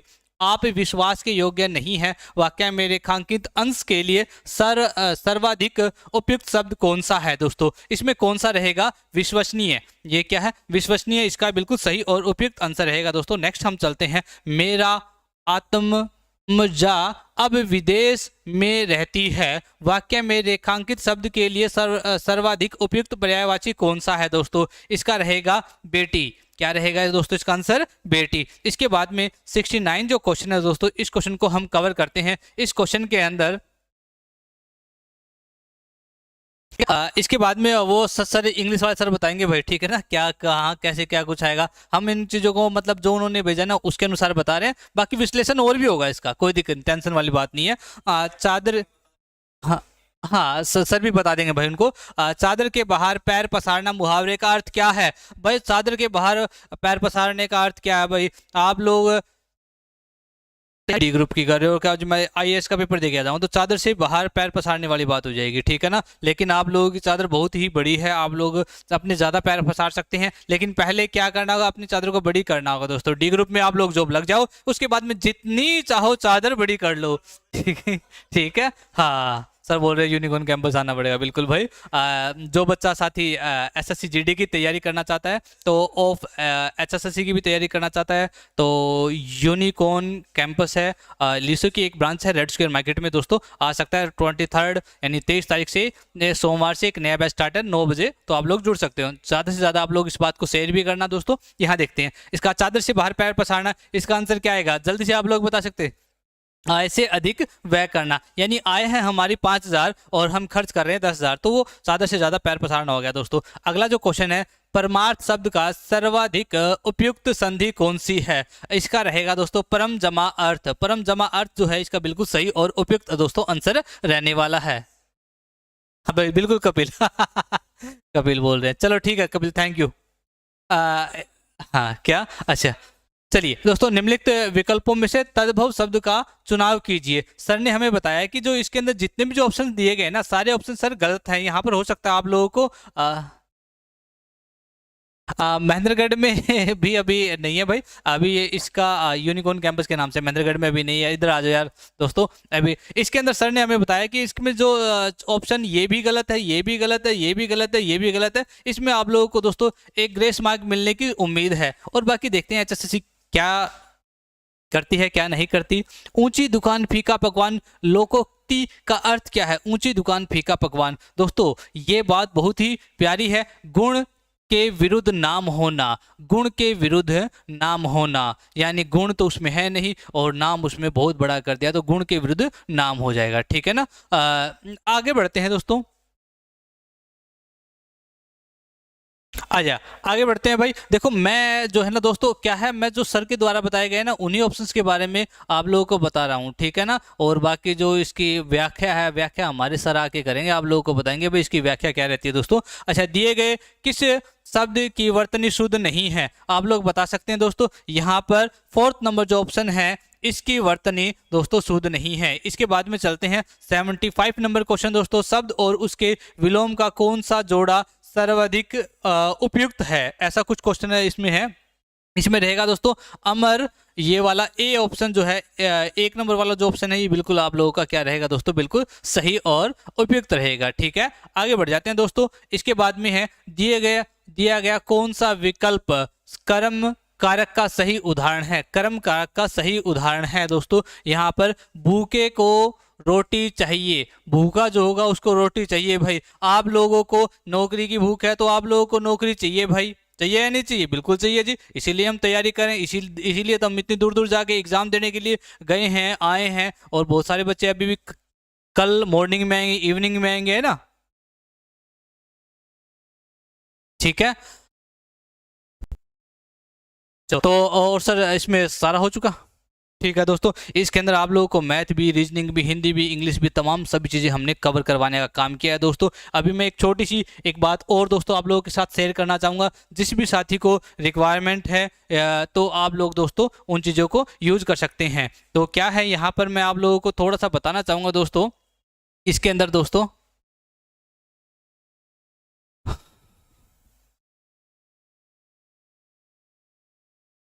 यहाँ दोस्तों देखो, अभी आप लोगों जिन भी साथियों का एग्ज़ाम अच्छा नहीं हुआ है, ये मतलब जिनकी 1-2 दिन की तैयारी थी, एग्ज़ाम अच्छा नहीं हुआ, तो वो साथी दोस्तों आप लोग हरियाणा CET पेपर फर्स्ट के लिए दोस्तों 25 तारीख से एक बैच आने वाला है दोस्तों। 25 तारीख से दोस्तों इसकी क्लासेस स्टार्ट हो जाएंगी, 25 अक्टूबर से इसकी क्लासेस स्टार्ट हो जाएंगी दोस्तों। और इस बैच के ऊपर दोस्तों आप लोगों को लाइव को बैच रहेगा, जिसके अंदर आप लोगों को 10,000 प्लस मॉक टेस्ट भी फ्री दिए जाएंगे। और इस बैच को लेने के लिए दोस्तों आप लोग लीसो 25 कूपन कोड जैसे आप लोग लगाओगे दोस्तों, आप लोगों को 25% का डिस्काउंट मिल जाएगा। और ये आज रात से ही दोस्तों ये लागू हो जाएगा। इसके बाद में दोस्तों एक बैच और है, जो साथी अभी दिल्ली पुलिस की जो तैयारी कर रहा है और दिल्ली पुलिस का जो एग्जाम देना, अच्छा ये GD निकल आया, कोई दिक्कत नहीं। ये देखो भाई SSC GD का था और ये है दिल्ली का। भाई दिल्ली पुलिस की जो तैयारी कर रहा है जो साथी दिल्ली पुलिस की तैयारी कर रहा है दोस्तों,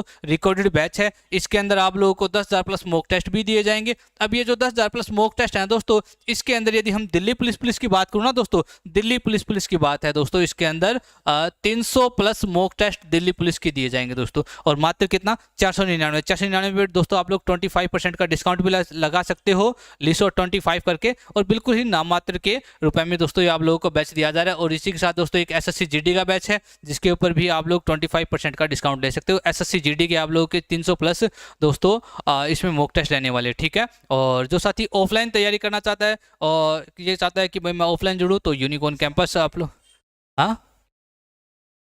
हाँ हाँ डिस्काउंट है भाई, बिल्कुल 25% का डिस्काउंट है। लीसो 25 कूपन कोड जैसे लगाओगे तो आप लोगों को 25% का डिस्काउंट मिलेगा। जिस साथी को ये लगता है, हाँ सभी बैचेज के ऊपर है भाई, एस्टेट हो कोई भी बैच हो, XYZ सभी बैचेज के ऊपर है। जिस साथी को ये लगता है कि भाई मुझे तैयारी की जरूरत है, कि मुझे करनी चाहिए, और जिस साथी को ये लगता है ना मुझे तैयारी की जरूरत नहीं है, कोई दिक्कत नहीं भाई, जीके परवीन उड़ान यूट्यूब चैनल के साथ जुड़े रहो। आप लोगों को यहाँ पर क्लासेस मिलती रहेगी। SSC GD की भी जो MCQ है क्लासेस मिलेगी, मैथ की, रीजनिंग की, हिंदी की और नेशनल जीके की, तमाम सभी दोस्तों आप लोगों को क्लासेस मिलते रहेंगी, ठीक है। और बाकी जो साथी ऑफलाइन जुड़ना चाहता है जुड़ सकता है, यूनिकॉर्न कैंपस हिसार, ठीक है। और ज़्यादा से ज़्यादा आप लोग पहुंच सकते हैं दोस्तों। मंडे से आप लोगों का बैच स्टार्ट है, ठीक है।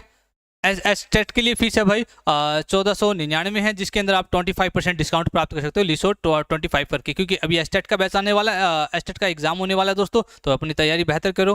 तो इसी उम्मीद के साथ भाई कल आप लोगों का एग्जाम अच्छा हो, जो साथी जिन साथियों का रह चुका है उनका एग्जाम अच्छा हो। कल भी मॉर्निंग और इवनिंग दोनों शिफ्टों को दोस्तों हल करवाया जाएगा, सोल्यूशन दिया जाएगा दोस्तों। तो 11:40 पर दोस्तों आप लोगों ने जीके परवीन उड़ान यूट्यूब चैनल के साथ जुड़ जाना है, और आप लोगों को पेपर का सोल्यूशन दिया जाएगा। और जानिए अपनी, आप लोगों ने जो एग्जाम के अंदर क्वेश्चन किए हैं वो कितने सही हैं कितने गलत हैं, वो आप लोगों को तुरंत एग्जाम के फ्री होते ही आप लोगों को पता चल जाएगा कि हमारे इतने क्वेश्चन सही है इतने क्वेश्चन गलत है, ठीक है ना। तो आज आप लोगों के लिए इतना ही, मिलते हैं अगले एपिसोड में, मिलेंगे कल, ठीक है ना। कल आप लोग 11:40 पे आप लोग जुड़ सकते हो। तो आज के लिए इतना ही दोस्तों, मिलते हैं, तब तक के लिए जय हिंद, भारत माता की जय।